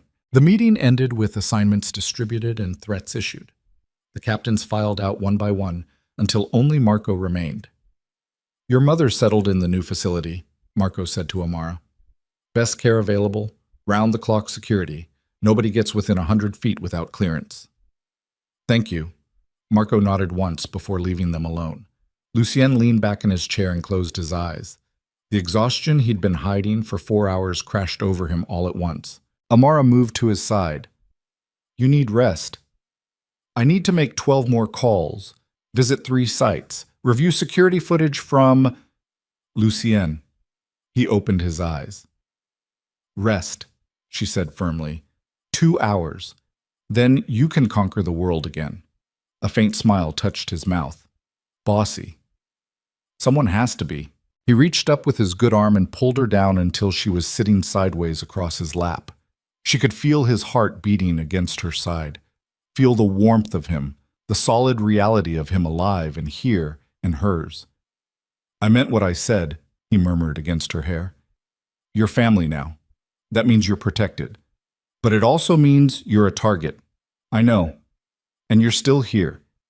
Where else would I be? He tightened his arm around her. Smart people run from men like me. Then I guess I'm not that smart. They sat in silence while Chicago sprawled beneath them like a kingdom built on violence and broken things. What happens now? Amara asked quietly. Now I make sure every family in this city knows that coming for you means war. I rebuild what Santos destroyed. I secure our territories. And I make it very clear that the woman I love is untouchable. Our territories? Did I stutter? Amara pulled back to look at him. You're giving me territory? I'm giving you a choice. You can go back to the hotel, back to your life. I'll make sure you're protected but separate from all of this. He met her eyes. Or you can stay, learn this world, build something of your own within it. Become exactly who you want to be without anyone telling you that you don't belong. What would I even do? Whatever you want. You coordinated a gala for 300 people, including half the crime families on the East Coast, without breaking a sweat. Imagine what you could do with actual resources. His voice dropped. I'm offering you power, Amara. Real power. Not because you're sleeping with me. Because you earned it by surviving in a world that tried to make you invisible. Amar's heart was hammering. That's insane. Probably. People will think I'm using you. Let them. We both know the truth. She stared at this dangerous, impossible man who was offering her everything she'd ever been told she couldn't have. I need time to think. Take all the time you need. He kissed her forehead. I'm not going anywhere. The next 3 days were chaos. Lucian rebuilt his empire with surgical precision. Meetings at all hours, territories secured, alliances negotiated. And through it all, Amara watched and learned. She learned how protection worked, how money moved, how loyalty was bought and maintained, how fear could be more effective than violence. She learned that Lucian's empire wasn't just crime. It was construction companies, shipping firms, real estate holdings, dozens of legitimate businesses that employed hundreds of people who had no idea what else happened behind closed doors. It was complicated, messy, morally gray, and it fascinated her. On the fourth day, Vivian showed up. Amara was in Lucian's office reviewing security protocols when the elevator doors opened and Vivian walked out flanked by 2 lawyers. She looked different, less polished, more desperate. I need to speak with Lucien, she said. Marco stepped between them. Boss doesn't want to see you. I'm sure he doesn't, but I have information he needs. Amara stood. What kind of information? Vivian's eyes landed on her with cold calculation. The kind that could save his life. Or end it. Marco pulled out his phone. Boss, we have a situation. 2 minutes later, Lucien emerged from a meeting room. He took one look at Vivian and his expression went flat. You have 30 seconds. Santos wasn't working alone, Vivian said quickly. He had a partner, someone inside your organization feeding him information. The temperature in the room dropped 10 degrees. Names, Lucien said quietly. Not until we negotiate. There is no negotiation. You give me the name or I throw you out of this building. Vivian smiled. I don't think you will, because the person who betrayed you is someone you trust, someone close. And if you don't find them soon, they're going to finish what Santos started. Lucien moved so fast, Amara barely saw it. 1 second, he was standing by the meeting room. The next, he had Vivian pressed against the wall with his good hand around her throat. Names. Now. Vivian gasped. Can't breathe. Marco. Lucien didn't look away from Vivian. Get me everything she has. Bank records, phone records, travel history, everything. Already on it, boss. Lucien released Vivian. She collapsed against the wall, coughing. You have until tonight, he said coldly. Give me the name or I'll make sure your entire family loses everything they've built. Your father's businesses, your mother's social standing, your brother's political career, all of it gone. Vivian's eyes went wide with fear. You wouldn't. Try me. He walked away without another word. Amara followed him into his private office. He was shaking, not from fear, from rage barely contained. Do you believe her? She asked quietly. I don't know. Lucien pressed his good hand against the desk. But if there's even a chance she's telling the truth, I have to find out who it is before they strike again. How? By doing something I hate. He looked at her. I'm going to trust people. That evening, Lucien called an emergency meeting of his inner circle. 8 men. His oldest captains. The ones who had been with him since the beginning. The ones who knew every secret, every operation, every vulnerability. One of them was a traitor. They gathered in the conference room. Lucien sat at the head of the table with Amara standing behind him. Marco flanked the door. Vivian Laurent came to me today, Lucien began. She claims Santos had inside help. Someone in this room fed him information. The room exploded. That's bullshit. She's lying to save herself. Boss, you can't believe... Enough. Lucien's voice cut through the chaos. I'm going to ask each of you one question, and you're going to answer honestly. Because if I find out later that you lied, I won't kill you quickly. Silence. He looked at the first captain. Did you betray me? No, boss. Second captain. Did you betray me? Never. One by one, Lucian asked the question. One by one, they denied it. Until he got to the seventh man, Thomas Chen, 53 years old. Been with Lucien for 12 years, managed their shipping operations. Quiet, competent, loyal. Did you betray me? Thomas looked Lucian directly in the eye. Yes. The room went dead silent. Why? Lucian's voice was barely above a whisper. Because you've gone soft. Thomas stood slowly. You used to be focused, ruthless. Then you met her. He gestured at Amara. And suddenly you're making decisions based on feelings instead of strategy. You endangered the entire organization for a woman. That's not, isn't it? You paid $4 million just to be near her. You started a war with Santos because he threatened her. You took a bullet protecting her instead of taking cover and protecting the operation. Thomas's voice was cold. She made you weak, and weak men don't survive in this world. Lucien stood slowly. So you decided to remove me. I decided to remove the distraction. Santos was supposed to kill her, force you to refocus. But then you killed him instead and made everything worse. By falling in love. By forgetting who you are. Lucien walked around the table. Every captain tensed. Nobody moved. You're right about one thing, Lucien said quietly. I did change. She did make me different. He stopped in front of Thomas. But you're wrong about what that means. Am I? Yes. Because before I met her, I didn't care about anything except survival. I built an empire because I had nothing else. I controlled territory because control was all I understood. His voice dropped. But she made me remember what it feels like to want something more than power. And that didn't make me weaker. It made me more dangerous than I've ever been. How do you figure? Because now I have something worth protecting, something worth killing for, something worth dying for. Lucien's eyes went cold. And a man with nothing to lose is dangerous. But a man protecting what he loves is unstoppable. Thomas laughed bitterly. Nice speech. Doesn't change the fact that you're compromised. You're right, it doesn't. Lucien pulled a gun from inside his jacket. But here's what it does change. He pressed the gun against Thomas's forehead. I used to kill people because it was necessary, because it served the organization, because it made strategic sense. His hand was completely steady. But I'm going to kill you because you threatened her, and that feels personal in a way nothing else ever has. Boss, Marco stepped forward. Don't. Lucien never looked away from Thomas. He betrayed us. He got 3 of our men killed. He put Amara in danger. There's no coming back from that. Thomas's face had gone pale. You won't do it. You're too soft now. That's why I knew. Lucien pulled the trigger. The gunshot was deafening in the enclosed space. Thomas dropped. Blood spread across expensive carpet. Nobody moved. Nobody breathed. Lucien lowered the gun and turned to face his remaining captains. Let me be very clear, he said quietly. I love her. And anyone who uses that against me, anyone who threatens her, hurts her, or even thinks about making her a target will end up exactly like Thomas.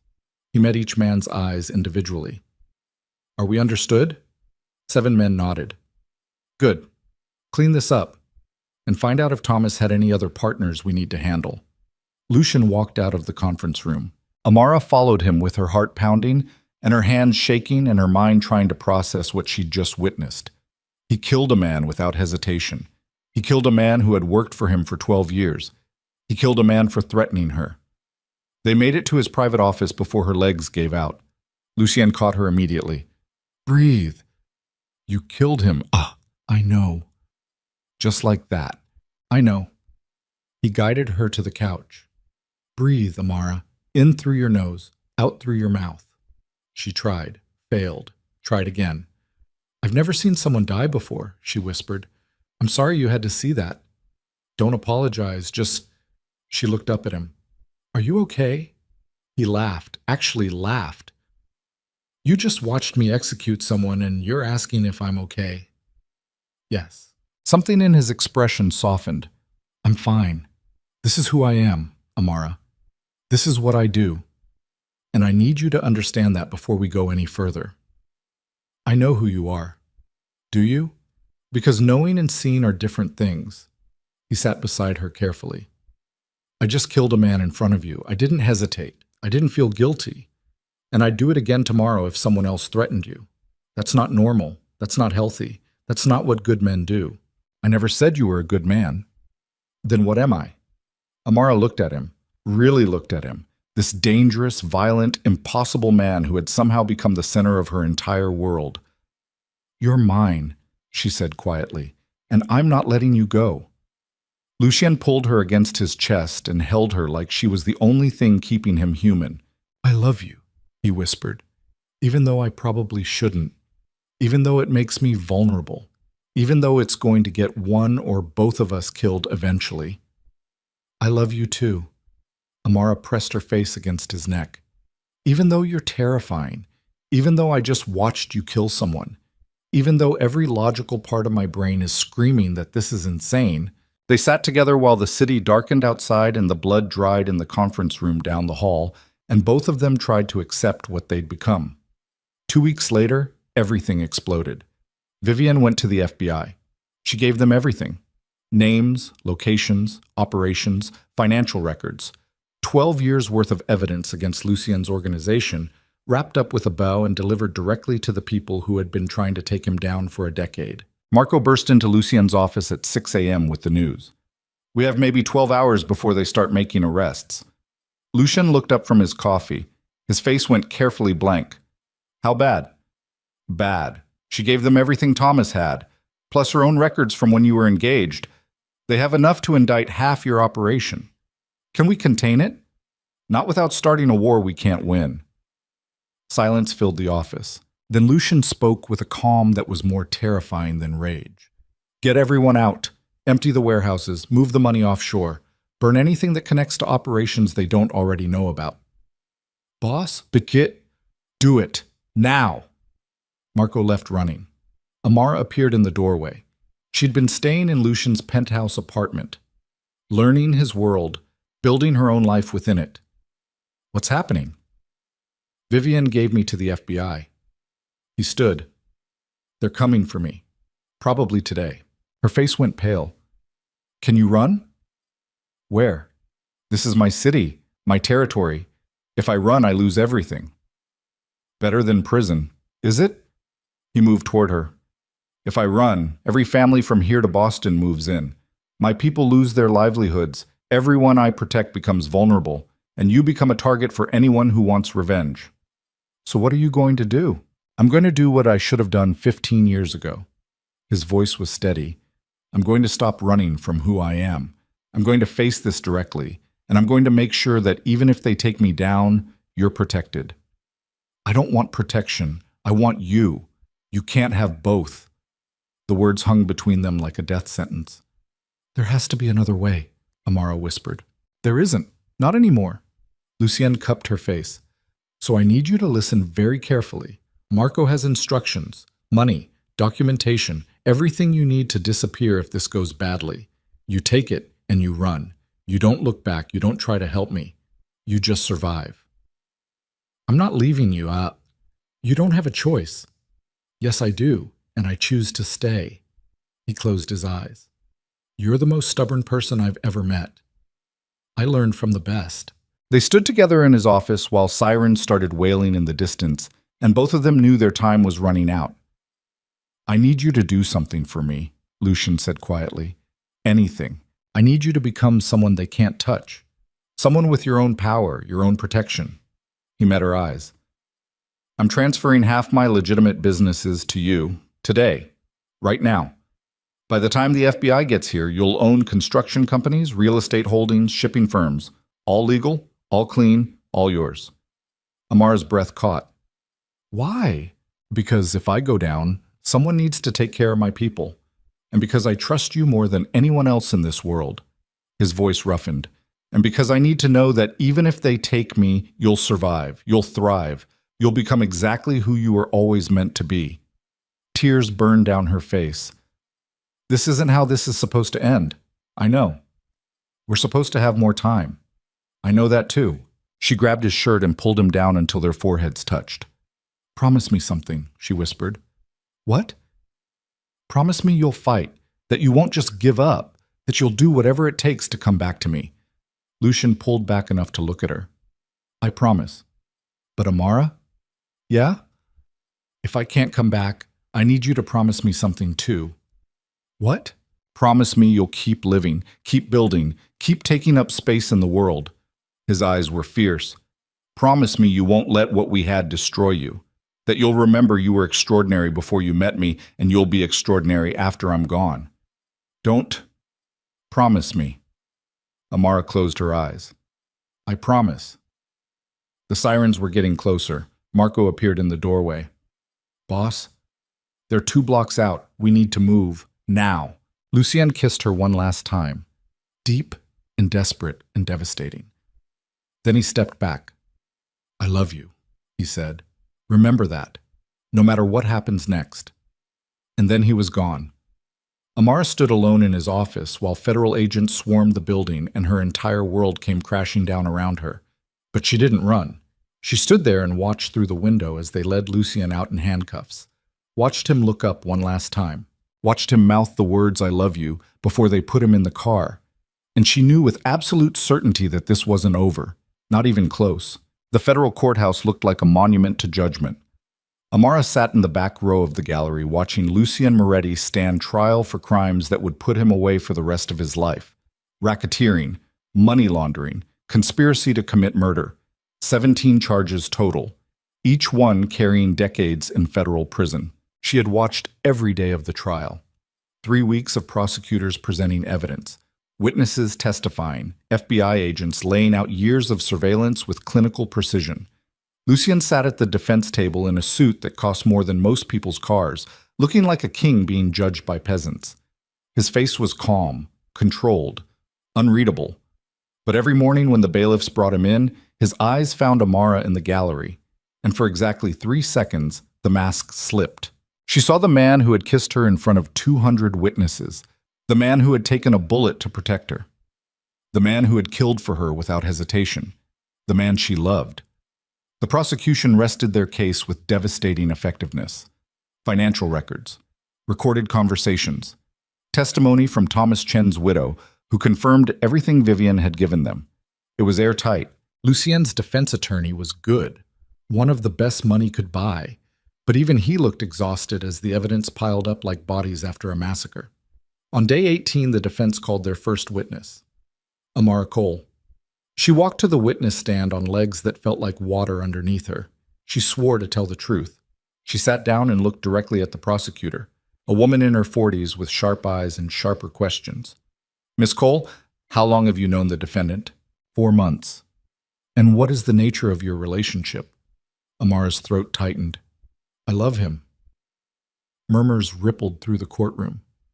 You're aware Mr. Moretti is accused of running a criminal organization responsible for murder, extortion, and trafficking? I'm aware of what he's accused of, yes. And knowing that, you still claim to love him? I don't claim anything. I do love him. Amara met the prosecutor's eyes. I've seen him at his worst. I've seen him kill someone. I've seen the violence he's capable of, and I still love him.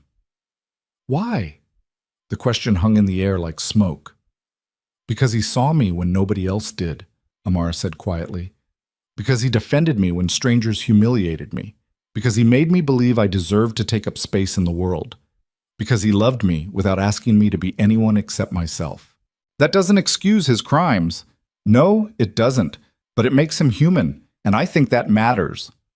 The prosecutor stepped closer. Miss Cole, did Mr. Moretti ever discuss his illegal activities with you? No. Never? Never. He never mentioned shipments, territory disputes, protection rackets? He told me he owned legitimate businesses, construction companies, real estate, shipping firms. That's all I knew. It was technically true. Lucien had never explicitly told her about the illegal operations. She had learned by watching, by being present, by choosing not to ask questions she didn't want answered. So, you're saying you had no knowledge of his criminal enterprise?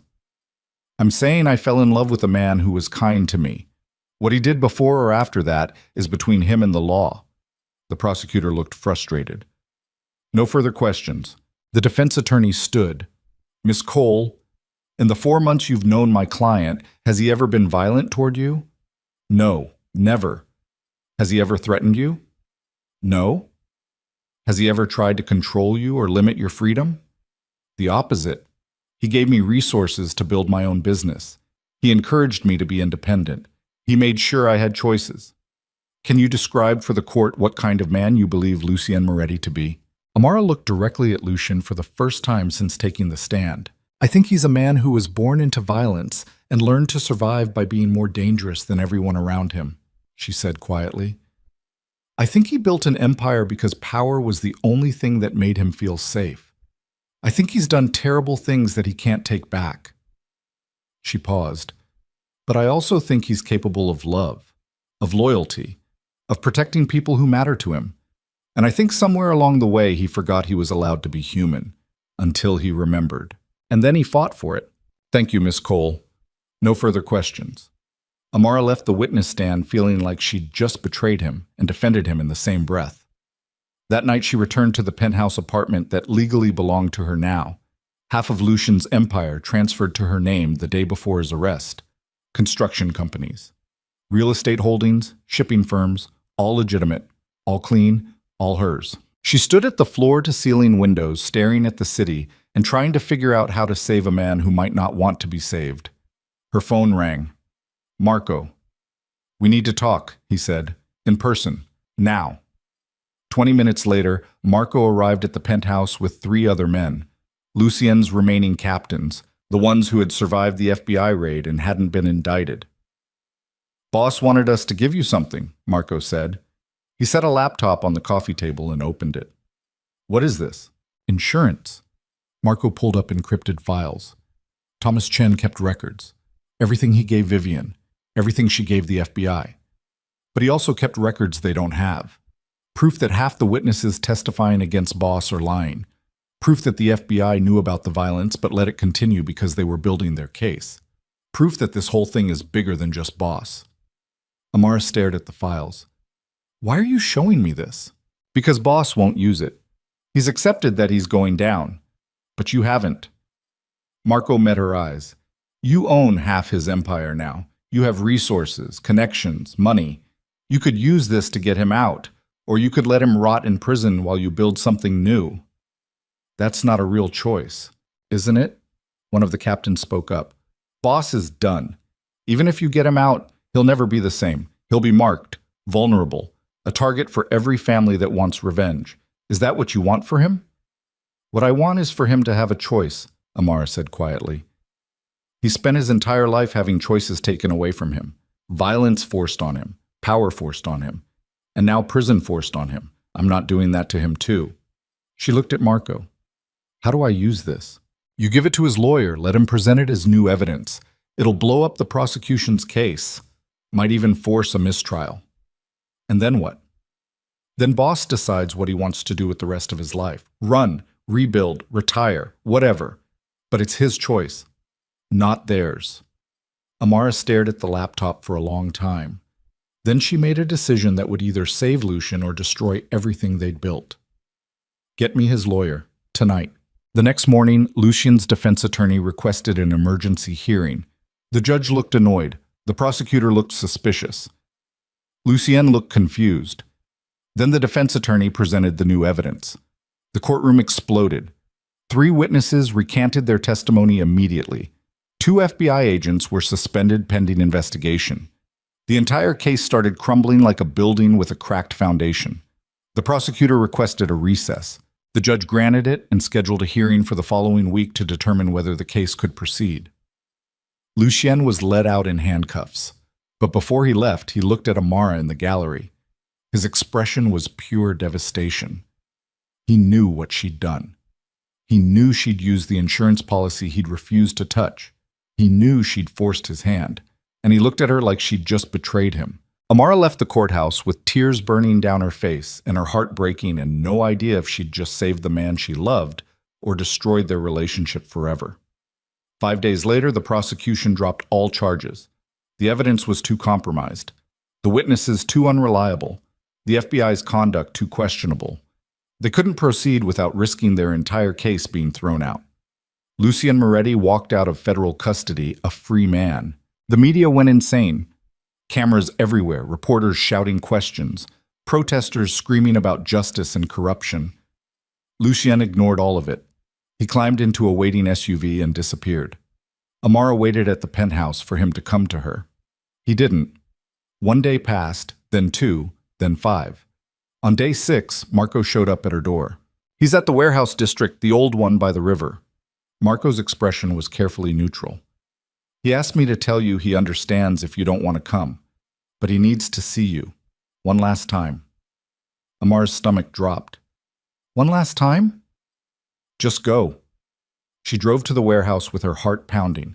The building was abandoned, windows broken, graffiti covering the walls, the kind of place people came when they wanted to disappear. She found Lucien standing by the river watching the water flow past like time itself. He looked different, thinner, exhausted. The expensive suits replaced with jeans and a jacket that made him look less like a crime boss and more like a man trying to figure out who he was without the empire. You came, he said without turning around. Of course I came. I wasn't sure you would. After what I did. After how I looked at you in that courtroom. You were angry. I was terrified. He finally turned to face her. You used the insurance policy. The one thing I said I'd never touch. You forced my hand. You took away my choice. Because you were choosing to destroy yourself. Amara moved closer. You were going to rot in prison for crimes half those witnesses lied about. You were going to let them take you down because you thought you deserved it, and I couldn't watch that happen. That wasn't your decision to make. Yes, it was. Because I love you. And loving someone means fighting for them even when they won't fight for themselves. Lucien's jaw tightened. You should have let me go. Why? Because I'm not worth saving. Because everything I touch turns to violence. Because you deserve better than a man who will spend the rest of his life looking over his shoulder, waiting for revenge. That's not your choice to make either. They stared at each other across the abandoned warehouse while the city hummed in the distance, and both of them tried to figure out how to say what they needed to say. I'm leaving Chicago, Lucien said quietly. Amara felt her heart stop. What? I can't stay here. The FBI is watching. Every family on the East Coast knows I'm vulnerable. Staying means dragging you into a war that never ends. He stepped closer. So I'm leaving. Tonight. Disappearing somewhere they can't find me. Starting over. Where? I don't know yet. Somewhere far from here. Somewhere I can just be Lucien instead of the Ghost King. His voice was rough. Somewhere I can figure out who I am without the violence. And me? Amara whispered. What about me? You stay. You run the businesses I gave you. You build something extraordinary. You become exactly who you were always meant to be. He reached up and touched her face. You take up all the space in the world, and you don't look back. That's not... Her voice cracked. That's not what I want. I know, but it's what you need. He pulled her close. I've spent 4 months watching you become more confident, more powerful, more yourself. And every step you took toward that person, you took despite me. Not because of me. You don't need me, Amara. You never did. That doesn't mean I don't want you. I know that too. He kissed her forehead. But wanting isn't enough. Not when staying together means you'll never be safe. Not when loving me means you'll spend the rest of your life waiting for someone to use you against me. Amar grabbed his jacket. So what? You're just going to disappear? Leave me here?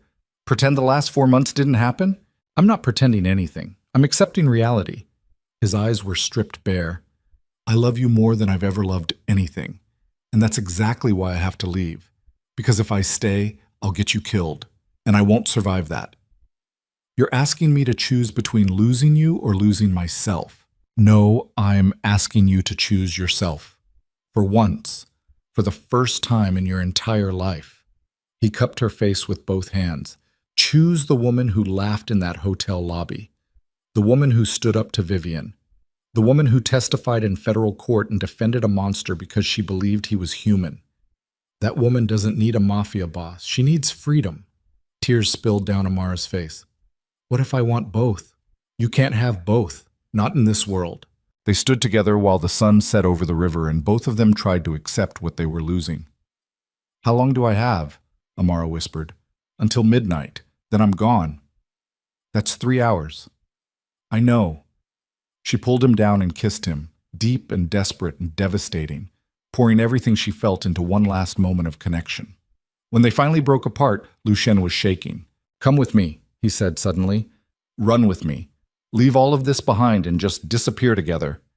Amara wanted to say yes more than she'd ever wanted anything, but she thought about the businesses she now owned, the employees who depended on them, the life she was building for herself, the woman she was becoming.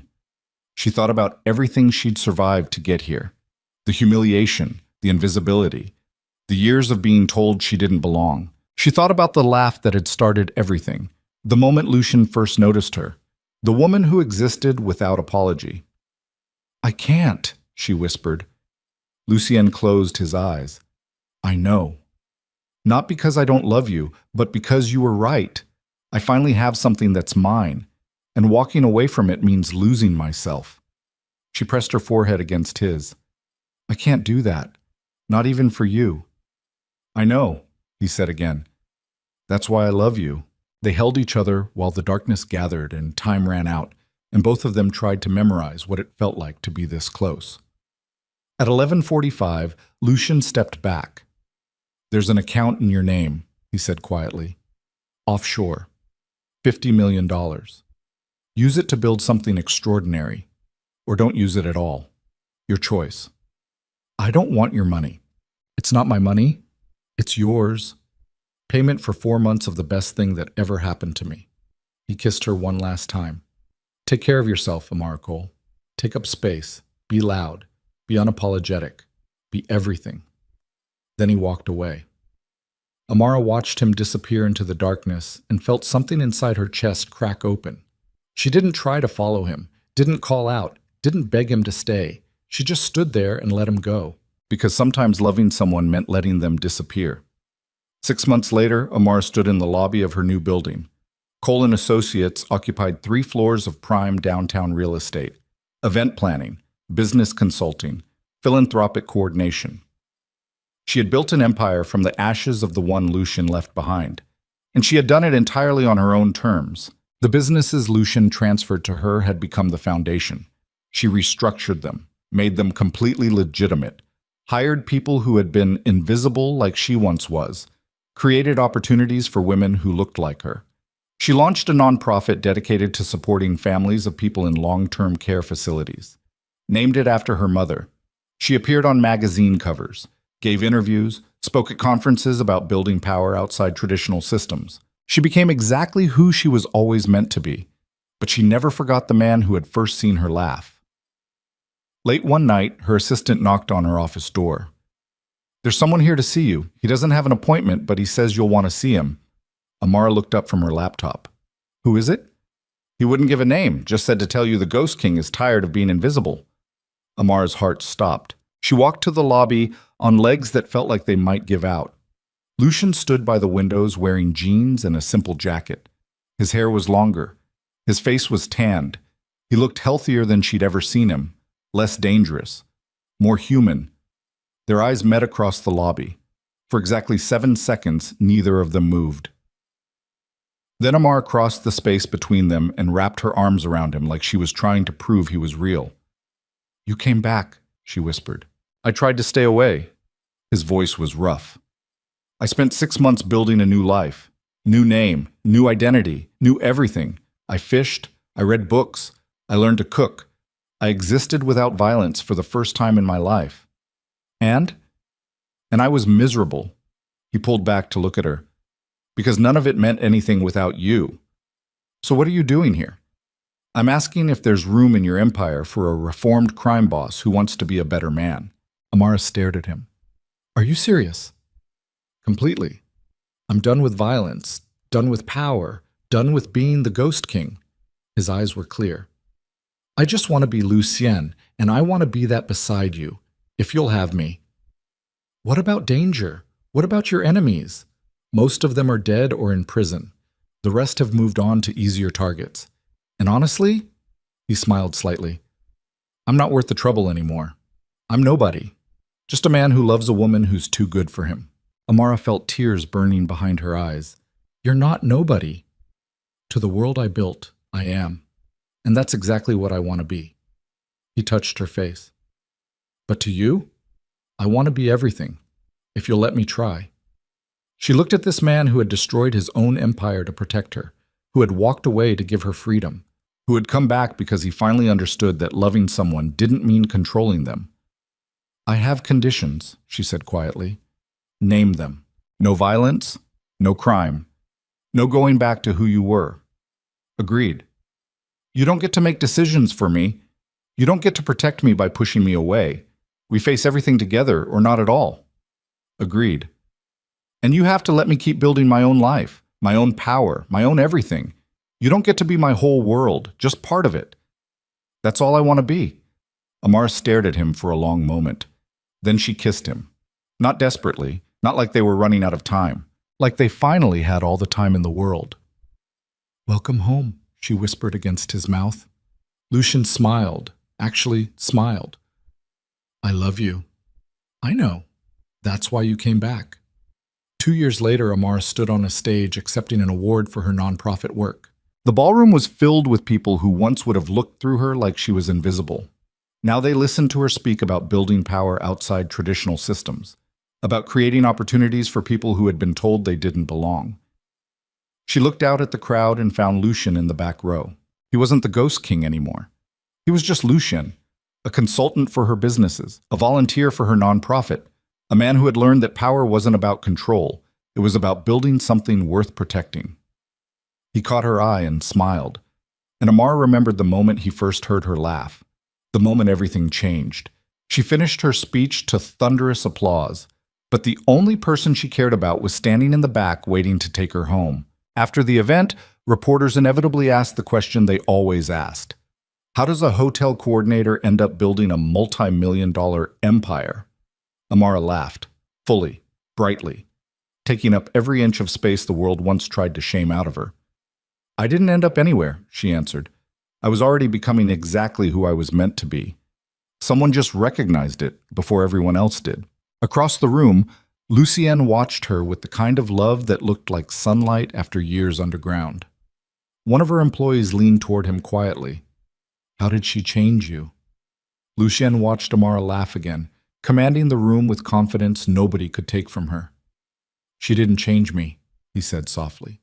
She just made me want to become worthy of her. And then he smiled. A real smile. The kind that belonged to a man who had finally learned that loving someone didn't mean owning them. It meant choosing them, every single day, even when it was terrifying, especially then.